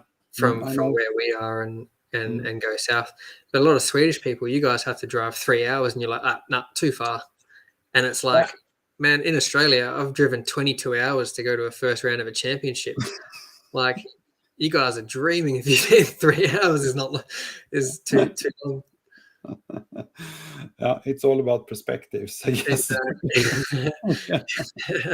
But when you've got so many good circuits within an hour and a half, I mean, what's the incentive? So like you said, perspective. You understand? Yeah. I think within 2 hours we have plenty of tracks here. So yeah. Okay, well, Eleanor, maybe different, but maybe not something specially. But maybe if you have any other ideas, I'm sure Eleanor wants to know about it. I do like the amount of. I feel like you get more track time here than you do in Australia. And that's good. Yeah. Window. Massively, yeah. I do. Yeah, I definitely feel like you get more track time in the one day. Okay, good. Then we come back again to this sort of sharing our experience and mindset when driving and how to. I think I think that it's important to get into the right mindset when you're driving. Is that? My Swedish isn't great, Marcus. Thank you. We can take that one. We got the question, how is it Swedish? I think most people that have met me at some point would know the gesture that I would make to that comment when I know that it's sarcasm. I don't know if I could do that online, but it goes something like that. But there's not much Swedish going on. It's I find it quite a difficult. Like you said, I can order a korv in bread or something like this. I could maybe run in the store and get some snus for someone else, but I certainly won't do it myself. But my Swedish isn't going anywhere anytime soon. Okay. But then Marcus, then it's a bit limited. But I'm sure you can try to help Josh with some more words. Yeah. Thank you very much. Yeah. Mindset. Mindset. Mindset. Yeah. So what do you what's your thoughts about that? I mean, well, I guess all I can go off of is my process. Yeah. I think it's just a matter of trying to make every single thing count. Like, I know that we've been in some positions this year, or even last year, like we didn't do qualifying very well. Something like there was a lot of rain in qualifying last year. Yeah, last year, yeah. Yeah, and so we might have to start from mid-pack or something like this, and but I guess we might have touched on before where it's kind of like just trying to give it everything you have every single moment of, as long as your helmet's on or even off. You're sitting in the chair contemplating setup or whatever it may be. Like, it's always it's easier to do well when everything's going well. I think it is a very different story of when things aren't going well and you can still come back and have success. So I guess I just kind of work on I guess believing in myself, what I can do as a driver. I guess I've kind of always said, if I can have a kart that's working well, if it's left up to me, then I'm going to do well. So so just having the belief in yourself and what you can do as a driver.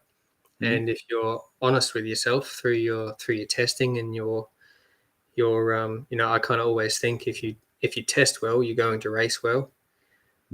It's just making every single moment, every single lap, and every single corner count. To try to go out there and make sure that the next lap is going to be the best lap, and the present lap is as good as what you can put down at the moment. And I think that's what maximizes the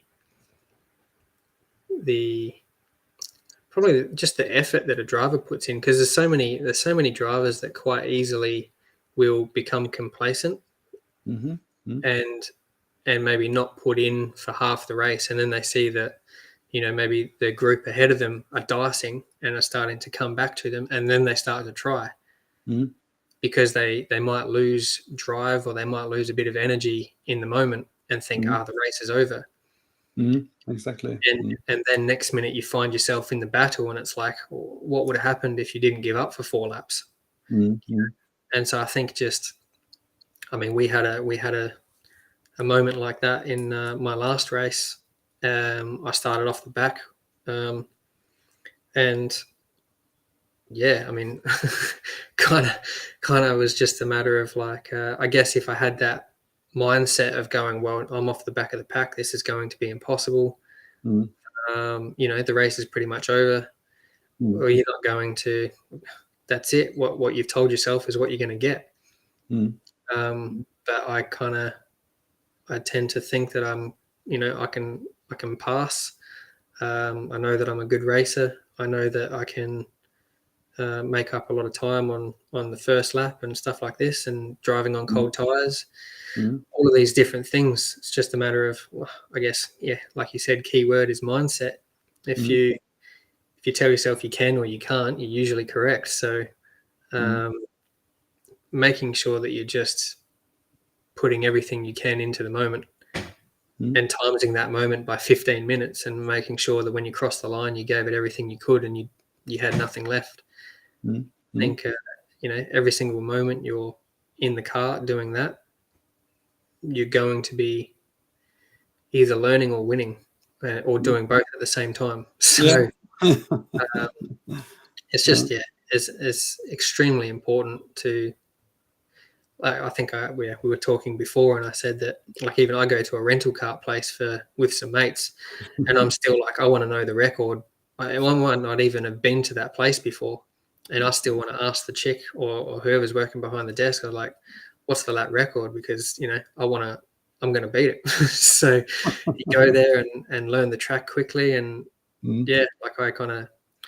I enjoy my driving, but I also take it seriously because it's something that I am passionate about, that I'm fortunate enough to be good at. And I'm like, just trying to give it the best I can every time I get a helmet on. So if it has a clear visor on the helmet, or if it's my helmet, happy days.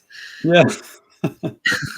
It's interesting. I think it's so important. Now Isaac wants you to join his Swedish lessons for school. So I appreciate that. Yeah.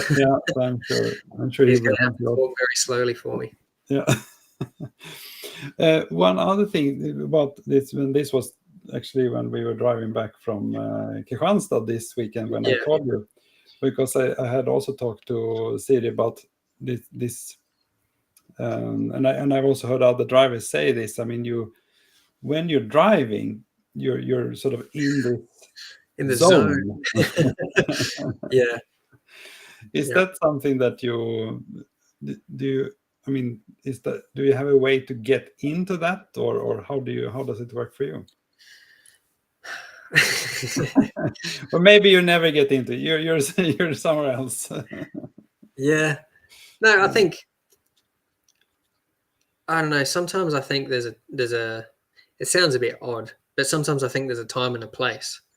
Like, I know that, like, when we were talking the other day, and you brought this up, I was kind of like, well, because ultimately by being in the zone, you're not there. You're outside of yourself. You finish the session. You don't remember a thing. It's just, you and the moment, and you're delivering. But if you keep doing that, how do you come in with feedback? Like, you can't keep saying to your team, oh yeah, but I was in the zone. Yeah, but the zone is still 3/10 off, dude. So, like, what's the car doing? Do you know what I mean? Like, just because it's in the vocabulary doesn't mean that you're nailing it. So for me, there's a time. And I guess, like, to be honest, that happened in my last event. Like, we had a race at Linköping, and we were quick in some of the practice. We were quick on the first 2 sessions in the morning. Mm. And then we changed to our race tires, and we just didn't have the setup right. We were a little bit off in our qualifying, but again, these same problems that we had when we might have a different set, they came in and I had a little bit of push through the middle of the corner, which then sees me slow my rotation or slow my speed through the rotation of the corner, which then, that's a couple tenths of a second. That's not very helpful. So, and so through trying to go through qualifying and the first couple heats to try to understand what do we need to do to find this setup, because at the moment we're fast enough, but we're certainly not going to we could win, but it certainly wasn't going to be easy. It was going to be a very hard fought battle the whole weekend. And if you're not satisfied with it yet, why stop trying to make changes? Make small changes and try to gain. So, and then eventually by going through that process, heat 2, we found something in the front end, a setup change in the front end that really made a difference. Unfortunately, it was the end of the season that we found this, but it really made a difference in the rotation through the corners. And like instantly, I could lean on the tire, which would carry my momentum, which would see me to keep my speed up and add time. It's a fast lap time. And then from there, we didn't really change the setup that much. We ended up, I had a reasonably convincing win in heat 2, and we had good pace. The pre-final, we didn't even come out of the gate because the battery was dead, so that wasn't helpful. And then, we got it started with an external pack, and then I got up into like halfway through the field before the start. But long story short, the qualifying and the heats, paying attention to what the kart's doing, I guess you're conscious of the experience, so you can pay attention to what you need, what the kart needs, the engine feedback, whatever it may be. And then for the final, and very rare that this happens, but I didn't look at the micron, like the data logger. I didn't look at it once. Where usually I'm looking at the water temps, the exhaust temps, my splits. Trying to. I mean, I know you're racing, but it's still like I still want to look at my lap times and see what's going on, sectors, see what worked, what didn't. And but I didn't look at my micron once. So I would say in that sense, for the final, I did get into the infamous zone. But it was only because of the paying attention to the package as a whole throughout the rest of the weekend, that allowed me to get to that opportunity where it was like, okay, we were happy. The product was working really well. And we were fortunate enough to have a great result, and it gave me the opportunity to get in the zone. So but that's the thing. I guess I have a weird way of looking at it, to be honest. But I'm kind of like, I think I guess that's the perfect thing. You're not in the zone when you're still improving. I mean, you're driving, you're fantastic. But then when you're at the finals and it's about the competition, you got everything right. Now it's all about full focus. Hopefully you've got everything right. There's usually one person that got it right, and however many rest that were like, I could have definitely done better with that. But I was going to say, it's kind of like you don't realize you have a head until you've got a headache. No, probably. But it's the same with the go-kart. Like for me, if I don't have anything on the go-kart to improve, that's when I don't think about the go-kart. I just get to enjoy the experience. And then that's when you kind of disappear in that sense, and you become the entire package to a degree, But when, if a kart is pushing, or the carby is not tuning in properly, or something like this, it kind of zaps you back into your body. And you're like, okay, we need to fix this, we need to fix that, whatever it may be. So it's that. Yeah. So it's actually back to the mechanic. So I'm keeping the driver outside of the zone. Yeah, well, but it's really interesting. We talking about what's happening inside your helmet. We got now a question from someone who calls him or herself La Bomba Racing. Bomba Racing, I like it. That's a team name and a half. Yeah. Singing. Yeah, if you heard me sing, you wouldn't want to hang out in my helmet. So thinking or something else. Yeah, good question. But I guess probably just reasonably similar to what we just really spoke about. Like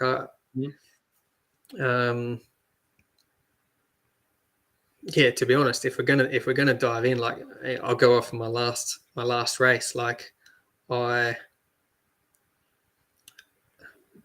we're gonna be pretty honest here. I'll be vulnerable.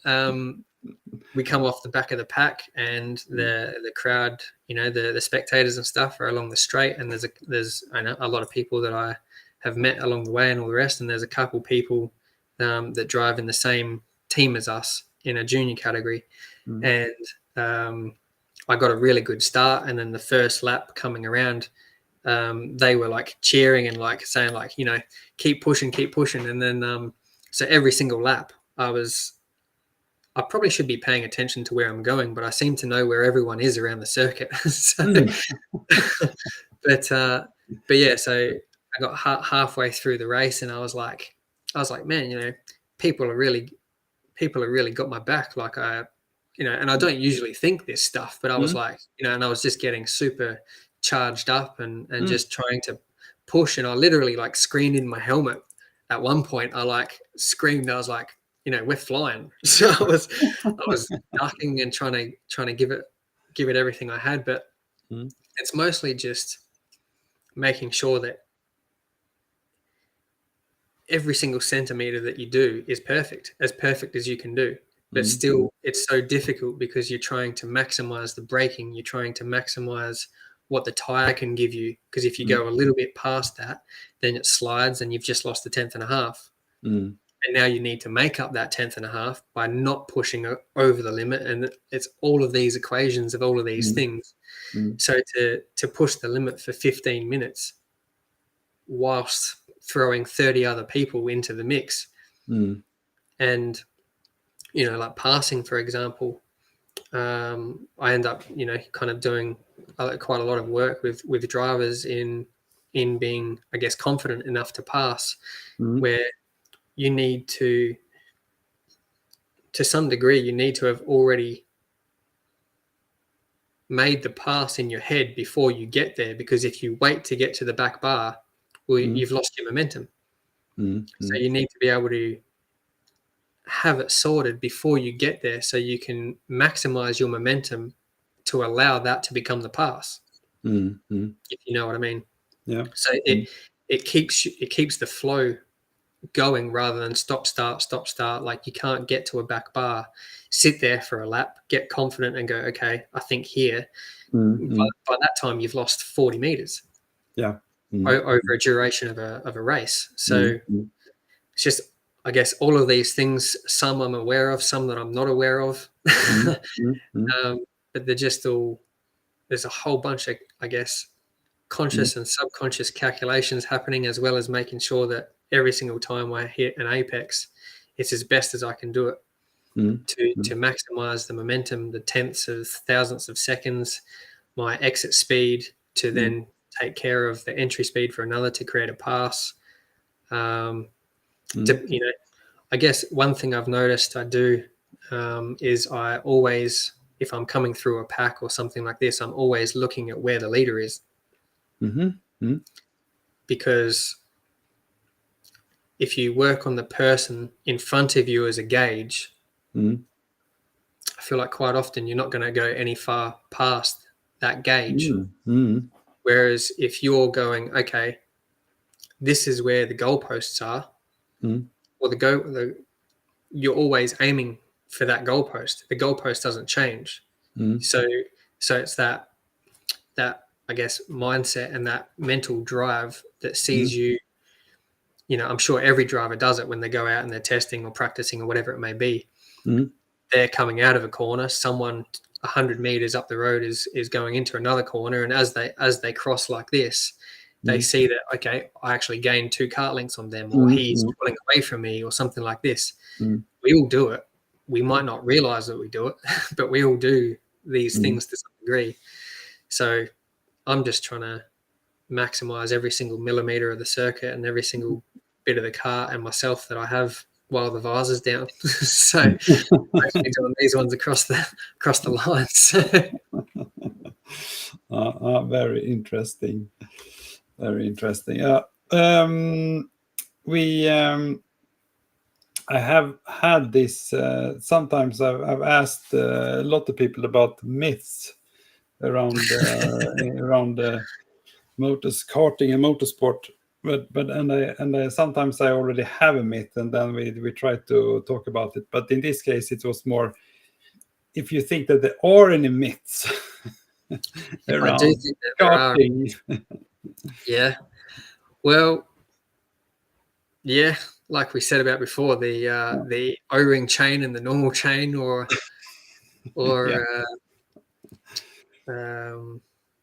Yeah, the myth that there is only one answer. That's bullshit. Yeah, exactly. There's definitely, there's many different answers for the same thing. That's what makes it confusing. I think, at least. Like, I mean, if there's one answer, then everyone would drive the same, and everyone would have the same setup. But you need different answers because everyone drives differently. So, myths. I don't know. If you have any more ideas, I'm definitely. No, I think actually one myth about karting is that I think you were talking about it before, that a lot of people. I mean, a lot of people think that it's a rental kart. Yeah, and it's something so different. Yeah, no, you actually. Course, I mean, there's a lot of similarities, of course, but I mean, there's so much more to it. 100%. Yeah, no, you definitely you helped me, I guess, understand the question. Yeah. But no, I think a massive myth is that karting. I think karting is probably the best form of motorsport there is, to be honest. Like, it's probably well, I won't say motorsport, because obviously you've got bikes, which is, I'll say, I think karting is probably the best form of motorsport as far as 4 wheels go, because I don't think you have anything as pure. I mean, I guess people probably say that you're paraphrasing, from particular people, but there's no pit stops.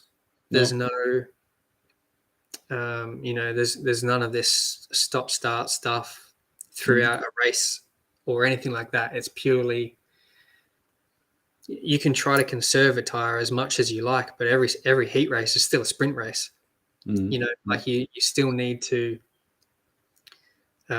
take in, ultimately it's a driving style that can allow you to conserve a tire, not necessarily going around, like, say, Formula One, they'll drive to a lap time and go a second and a half slower, so they've got something at the end of the race.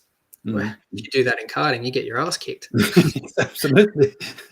So for me, I think there's just so many things that aren't, I won't say not respected, but it's such a beautiful art. I think the driving, so much to the psychology of driving. There's so much to the art form of driving. Like, again, your work on the steering wheel, your feeling of the chassis, your feeling of the tire before it breaks, and being able to maintain that lateral grip. All of these different things together, and then that's just the driver, and then you've got a mechanic or mechanics, you've got your team, you've got your engine tuners, you've got the environment is so important in anything. But I think that I just think it's bloody amazing. Yeah. Like, I mean, I that's also. I mean, I think it's so fascinating.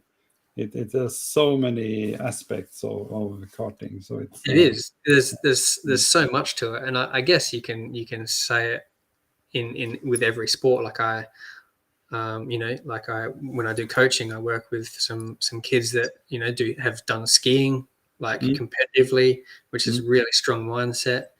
mm, Any sport, the higher you go, always mm, comes to a mindset and the psyche and all the rest. yeah. But Mm. yeah, as far as karting goes in the motorsport realm, I think it. Oh, I got a little problem with my background. needs Sorry. some needs some race Yeah. tape. um, Mm, but yeah, I think that as far as motorsport goes, karting's probably looked down on a little bit. But I think what really showcases yeah.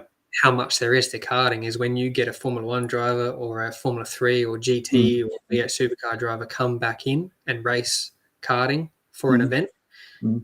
they don't win. They don't win. No. And Mm, and for me, that to be honest, a lot of them they'll struggle to finish top 20, yeah. Mm, and mm, that really showcases that mm, it's not a walk in the park. Like there's mm, something unique, mm, going on here.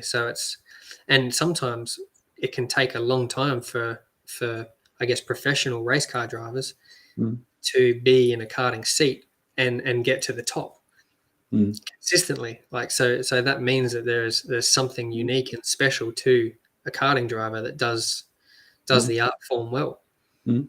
No, I really agree, and I think a lot of people also so they are when you tell them that, I mean, there's something that you're learning when you're starting doing karting from like you're 5 or 6 or 7, 8 years old, that you will never be able to catch up. I think that if you go into any other motorsport or whatever you will do later on, you're I think you're programming your brain Mm. in a way that you understand how to drive fast, basically. Yeah, and I think Mm, there's probably one thing. Like I mean, like with motorsport today, mm, I think it's another thing that sees karting probably not um, seen as great as what it is everyone's so eager to try to get into cars, yeah. Mm, mm, and I feel like there's still like a lot of people probably go to like junior categories in karting mm, and then don't even necessarily race a senior category, or maybe do one season and then go. mm, And I understand that to this point they're probably paying, it's worth quite a bit of money mm, to do what they're doing through those seasons. yeah. But there's still so much to learn Yeah. Mm, just in driving alone mm, mm. to develop yourself. But I guess like I can understand also everyone's trying to be the first one in the seat. So Yeah, yeah. I mean, it's there's definitely a pressure to sort of continue your career, and I can understand that. I mean, but I think that, yeah, I mean, I think that it is, as you say. I mean, you develop your driver skills. You can learn so much from driving karting and becoming a better driver. yeah. Like I Mm, mean, mm, I don't know. Maybe I think I've been competitive from near enough the beginning, to be honest. But I was mm. just thinking, like I'm still learning today. But I was like, well, maybe that means I was shit when I started. I don't know. But I still really like Mm, I'm genuinely still learning mm, so mm, many things about driving like mm. today. Like even we're at Yarrafella halfway through the year, and I was doing testing, and there's like I'm not sure if you're familiar with that circuit, but No, we've never been there actually. I've seen it, but okay, on a picture. yeah, Because I've interviewed Stefan Karlqvist. So okay, yeah, cool, yeah, yeah, yeah, mm, yeah. So, but there was a particular corner at that circuit where I just didn't matter what I did, even if we were doing really fast lap times. mm, I would come into the corner, and right when the car is under load and the inside rear wheel is up in the air, I'd go to exit, but the back would slam down on the ground. Mm-hmm. Mm-hmm. And I'm like, this is driving me nuts because like by this point I've driven here for like, mate, so I usually learn tracks quite quickly, as far as like learn them good enough to be competitive, not be able to, get those last little bits out. That takes time. But so I was kind of thinking about, and this goes after like maybe 3 or 4 months, right? And I'm like, for some reason it popped into my head, like I was thinking about the radius of the corner, and that it actually, so it's turn, I'm talking about the third to last turn for people that are listening and know the Yarrafella circuit. It was the third to last corner. So it's like a triangulated corner, and it's quite an open corner on the entry, but right on the back of the corner it closes up. So then what I changed what I was doing through the corner the next session, and it, I'm not going to tell you what I did, because if someone finds out my secret, then it's like a 10th, and I'm not giving people 10ths for nothing. Okay, don't tell anyone. Don't tell anyone. So, but all it literally was, it was me that was creating it, because I was treating it as a normal corner where you come in, you brake hard, you roll, you get on the gas, you go. But it wasn't the case because of the radius of the corner and how it was open at the start, sharp at the back. So I changed what I was doing as a driver through the corner, not even on my race line, same race line, but I changed what I was doing on the pedals and the steering wheel. Problem gone, and a 10th gained. And even like I came out of the corner, and as soon as I did it, I felt it, and I was like, what the hell just happened then? And then I literally almost looked over to like Ronnie and Justa and Eric, like the team. I almost looked over at them to be like, did you guys see that? Because it was so noticeable. It felt, and then because when I came in, I said this to the guys, and Eric was like, we were literally like, well, that looked different. What happened there? So we were kind of having a laugh about it, and then like from there on, just trying to, like, it felt so weird because it was something quite different. But yeah, like, so like I've just turned 34. I've raced for like 20 odd years, and I'm literally like still learning today. So you could say I'm a slow learner, but I also think, I'm not too shit. So, No, I don't think so. But yeah, that in itself. But I was also really, it was quite funny. I was really happy with it, but I was really proud of myself for being able to, even after so long, and to a degree, you could be so stuck in your ways. I was really proud in me being able to,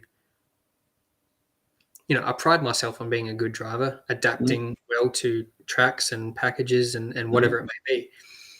And the fact that I wasn't stubborn to not try something different, that did give me time, and that made a massive difference, because it wasn't long afterwards that we ended up winning a round of the MKR series there, and that contributes to it, and all the rest. So yeah, it was a really cool moment for myself as a driver, and also as a coach. And exactly like, I guess the question that we're talking about at the moment, like to learn those little things along the way. Like, there's just so much to driving. That, like, if you think that I've learned everything I need in karts, I need to go to cars now, and you're 15 years old, you're dreaming. You're dreaming. But I mean, hey, it's cool to dream too. Go race cars, Yeah. I'm sure it's. I mean, cars is also, there's a lot. We will not go into that now, because that's a different segment. It's a different topic.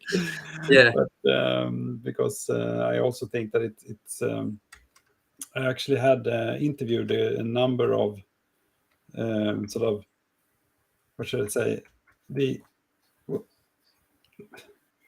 I'm not saying do what you do after karting, but I mean, if you're developing your career, and I think that going into car racing is also developing you. So it's and there are a lot of other things. I mean, for instance, I mean, there's I mean, we talked a lot. I mean, karting today is super expensive. I mean, it could actually be, it's not more expensive for some of the car classes, or maybe it's even cheaper. But I mean, it could be financing looks different. Let's say like that. Yeah. If you're driving a car, so it could also open up new opportunities. So I think but let's not talk about that. I think we can talk about one thing, because I know that one of the reasons that I wanted to interview was, I mean, I have been thinking about that. I wanted to interview you at some point, but then there was this sort of, let's just call it an incident happening it was in Linköping. Now I just need to fix this. Sorry. Yeah, no, that's okay. Yeah, and actually there was a lot of comments in this Gokartpappan, the Facebook group in Sweden. Big one, definitely the biggest one in Sweden. And I think that, let's not go into all of the details, but one of the things that came out of it was that there was one person, and I don't remember right now, unfortunately, who it was, who wrote to me and said, I mean, basically saying that you are sort of representing basically everything, all the good stuff, sort of from that you can experience. So if you when you, I mean, you're always super friendly. If you come and anyone can come and talk to you, and you will always get a good answer. You take your time. So you're basically saying that you are representing a positive side of motorsport and karting. And I think that's a lot of people agree to that. And then that was that, I think the same person said, well, you should interview Josh. And so that's when I actually started to contact you now. Yeah. But you are, but I think we actually talked a little bit about this. You think that this is also important, right? I mean, it's part of being a good driver. Well, yeah. I don't know if it's part of being a good driver. It's just part of being I mean, it's a funny question, because it's not like I'm certain. I don't know. I don't think everyone should go out there and be a good person, because what does it mean to be a good person? Like, but I think I'm just an average dude. Like, I really enjoy karting. I'm fortunate enough to be competitive in it. I can't really understand why, like, you have say world champions or people in their fields of sports or their form of art or whatever it may be, and they kind of become like really cocky or hard to approach or something like that. And I kind of don't understand it, because like it should be easier to be a happy person to people who want to ask, like, say karting, for example. Like, if I've done really well at a race and people want to come up and have a chat, that should be when you're at your easiest to be approached, because you're on cloud nine, having just won. You want to share the experience with people. And I mean, someone's taken the time to come up to you and say, like, that was a awesome drive, or an amazing pass, or like, that's some really cool stuff this year, where like even having a father speak to my dad when he came over for 8 weeks or so, and this father was talking to mine and said, I think we had a race at Cerdetelia, and there was a really there was a bit of passing happening in the final, and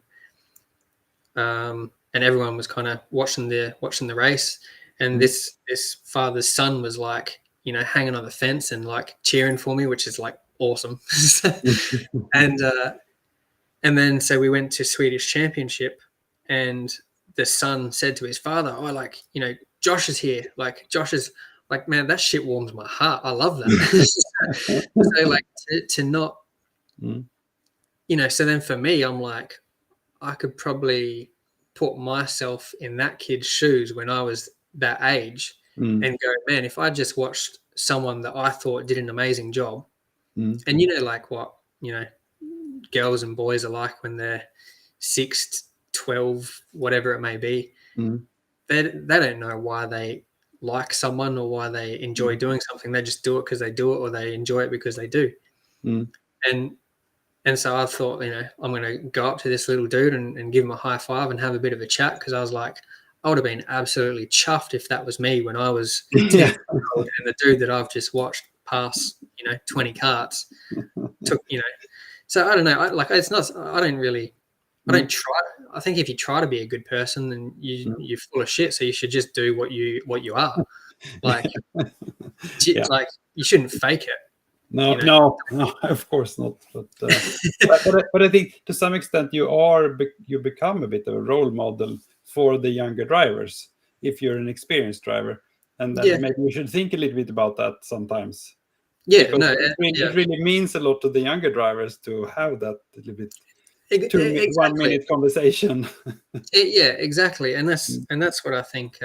I think there's this stigma that goes around with, if I'm a good driver, then I need to be tough on the track and in the paddock, and walk around with a stern look on my face, and walk around with like 4 bodyguards behind me, and like just all the rest. And it's like, I think it's just a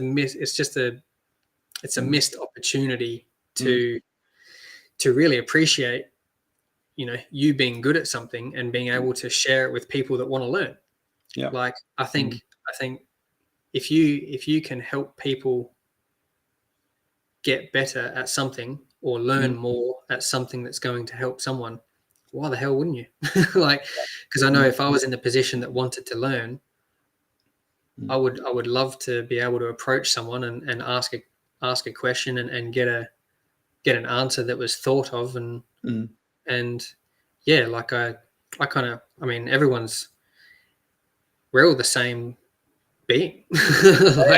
Real human. Everyone puts their pants on one leg at a time. Like, who gives a shit if you get paid $1 billion or if you're a garbage man? Like, everyone's experiences, highs and lows and love and all sorts of stuff. So I think if you've got information that can make the world a better place, then share it for a small fee. I think that's for a small fee.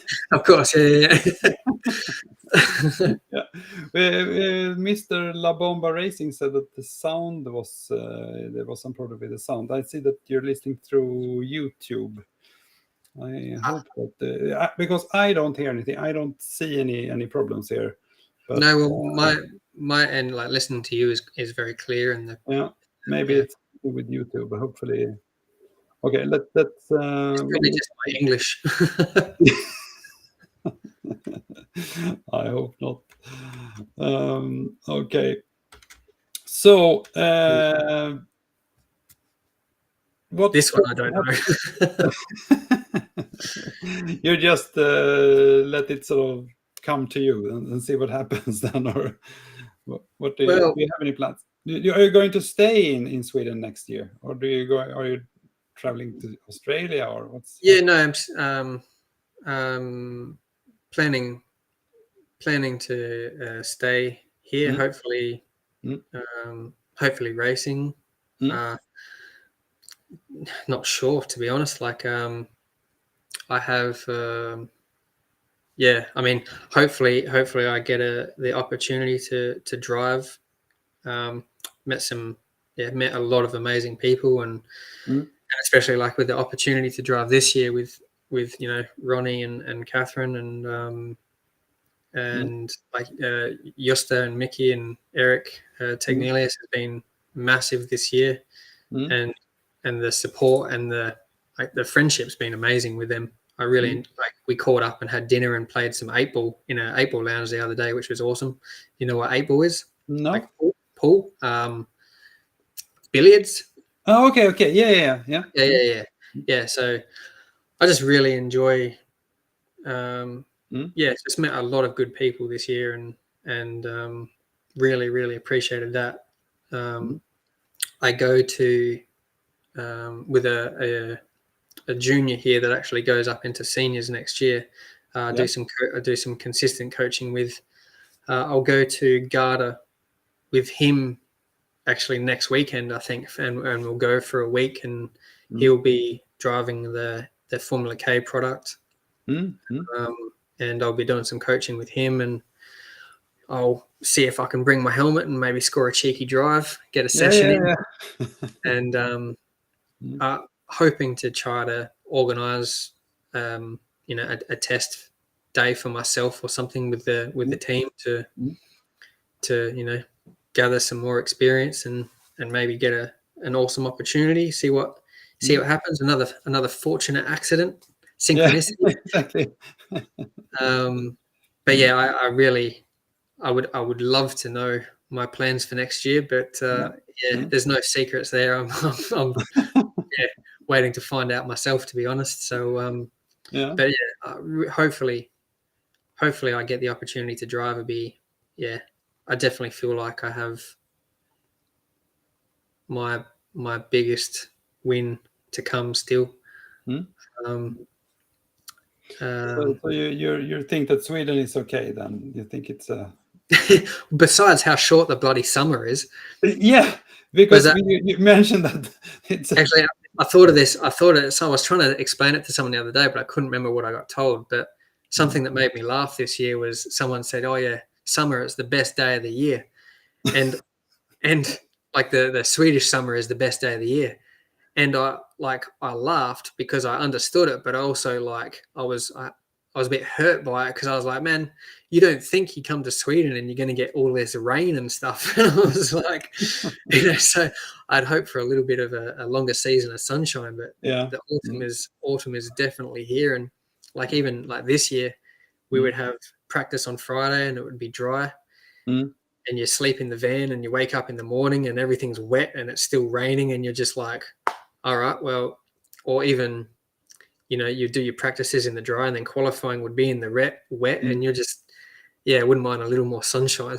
But I certainly, have definitely enjoyed my experience thus far in Sweden. It's been really cool. And like I said, been around a few paddocks now and a few new circuits and met a lot of amazing people, friendly people, and hope to add to it next year.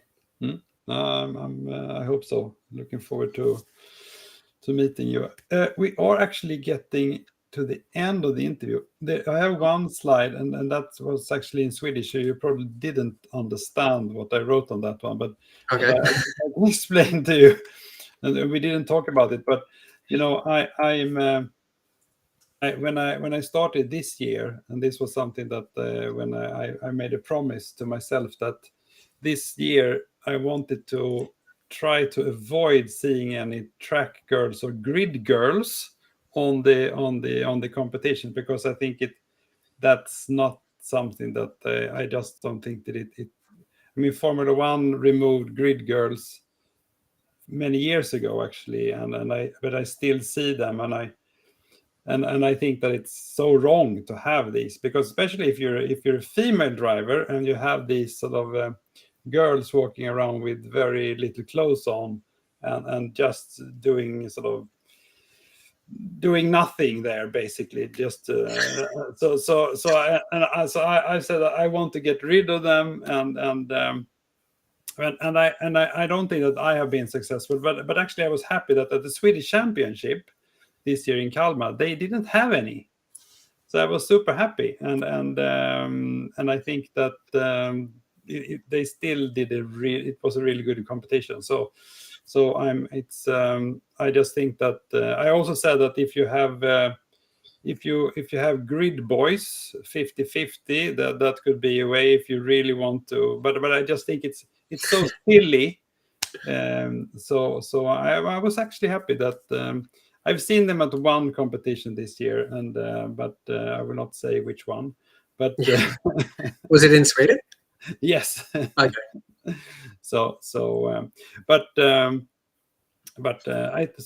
actually think it was a better year 22 than it was in Okay. 21. Yeah. Well, that's good. It's Yeah. always good to be improving. Yeah, exactly. So, we got one question that we haven't asked, and that was, but maybe you answered that. That was if you had any pre-race rituals. Yeah, but I don't know if I want to keep answering this guy's questions because I think No, he's trying to explore all my secrets. I think so too. So don't tell him. Don't tell him. He will have to find it out himself. Yeah, exactly. This guy's been racing long enough. Yeah, exactly. No, I do. I do. Um, it's probably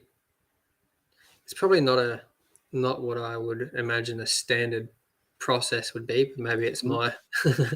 But I'm quite intrigued in spirituality and all the rest, and I guess I just take the time to just have some quiet time to myself, and because I guess it's quite easy to be obstructed by outside noise and outside things that are taking place, and Definitely. you might not be happy with scenario from a prior race or how the event's going or something like this, and so it's quite easy for your emotions to kind of run away from yourself, and even though you still put the helmet on and show up and try to do your best, you might be creating things that you don't want to create, but you're not aware of it. And so I guess I something that I feel that has been quite important is just taking the time to kind of gather myself and recenter my awareness in myself, and come back to me, which I guess I find important because it's quite easy to be racing going, okay, I need to get these passes done, or I need to do this because if I don't get these points I'll be here or whatever. But you kind of, when you're stuck in that type of trying to control the situation, sometimes it leads you into a false sense of security and it can see you led into a bigger shitstorm.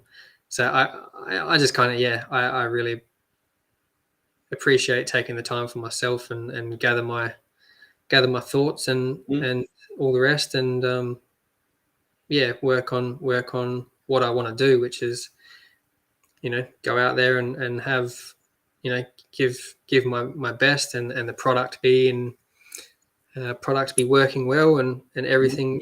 I'm doing something that I'm good at. I get an amazing opportunity because it's quite rare to have opportunities like this. Like, I mean, we're really fortunate to even get the opportunity to drive a go-kart, because I've done coaching with a lot of people that they it's easy to take things for granted.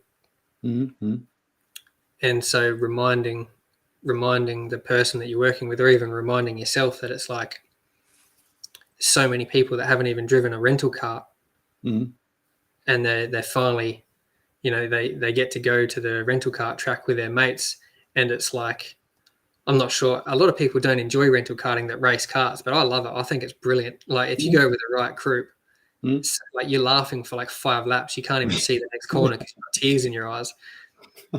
And so for me, I find that really humbling, because it's so easy to forget what you don't know you have. And so just to kind of appreciate those small moments, sees you, you might have been stressing about something or how the race is going to go, butterflies, nervousness, all the rest. But then when you kind of remember how friggin' awesome it is that you have this opportunity, like, I mean, I'm an Australian person in Sweden, having this chat with you here. Like, I've been driving go-karts.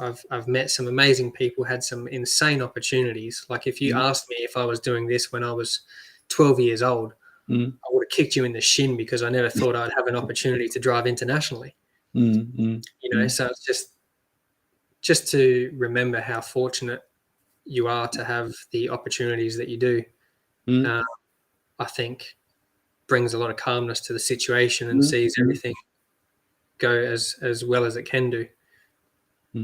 So well, I think that's a really good insight, and I think a lot also inspirational and interesting for a lot of other drivers. I'm sure they will be listening. We got one thing that, so this is maybe related to winter, so this is maybe the positive side of not having a long summer there. So there's a Dan Hedensko, he said you will not go through this winter without driving on the ice.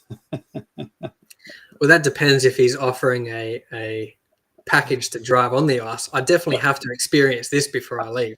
I'm assuming that he's offering a package for you, but let's see. Well, the problem is I'm comfortable in a go-kart.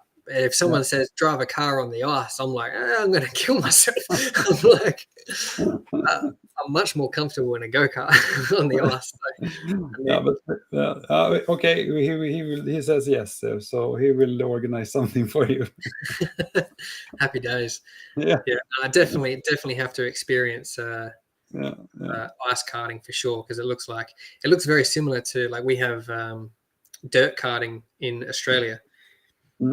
So it's the same kind of, it looks roughly the same, where you end up steering from the back, kind of chucking it in and holding it from there, and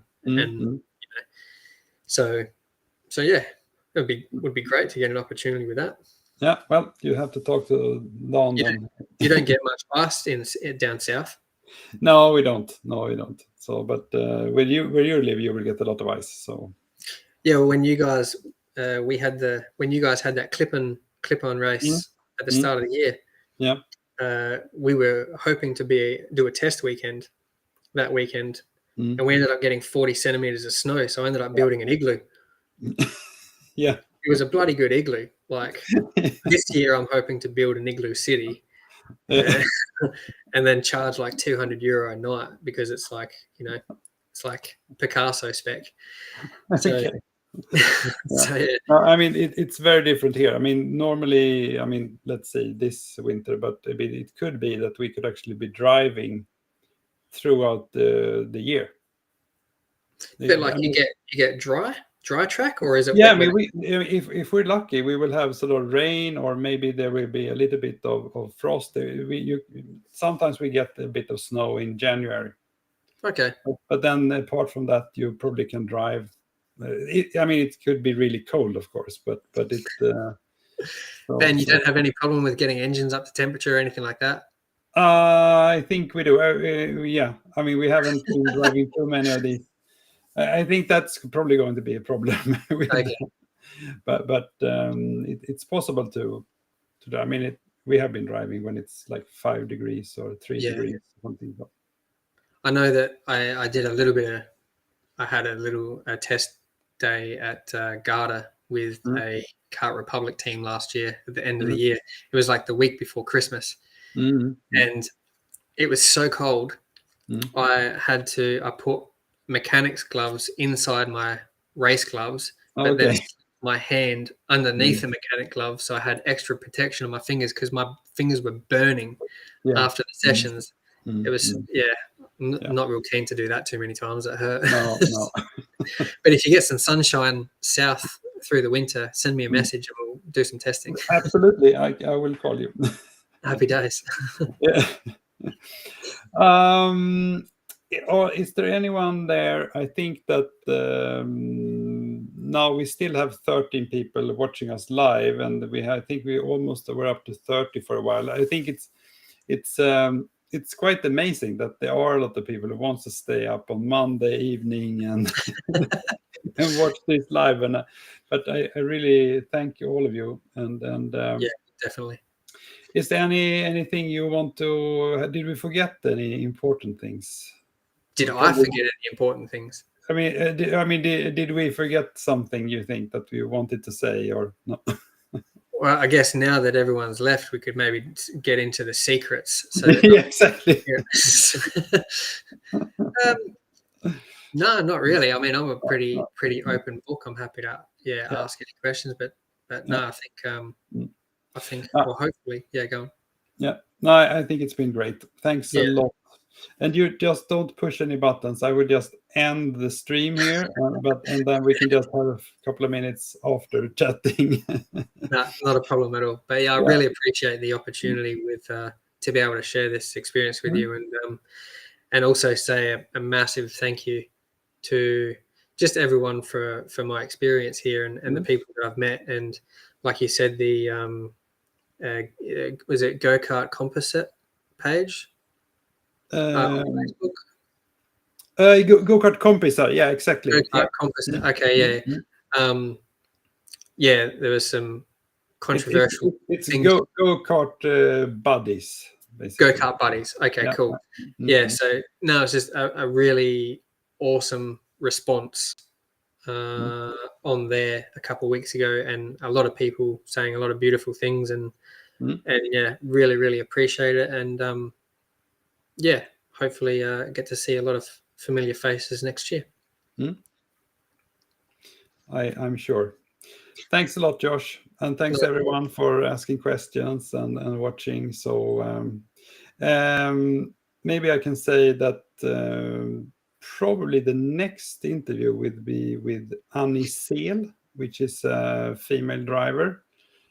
She was just on her way to Spain now, I think, for some rally driving. So, but she has agreed that she's okay to. I don't know when, but we will have an interview with her. So yeah, awesome. Yeah, that'll be great. I'm sure you don't get too many. It will be in Swedish. Yeah. I'll listen with the subtitles on. Okay, let's see. No, that's awesome. Yeah, thanks everyone. Thanks very much. See ya. Bye bye.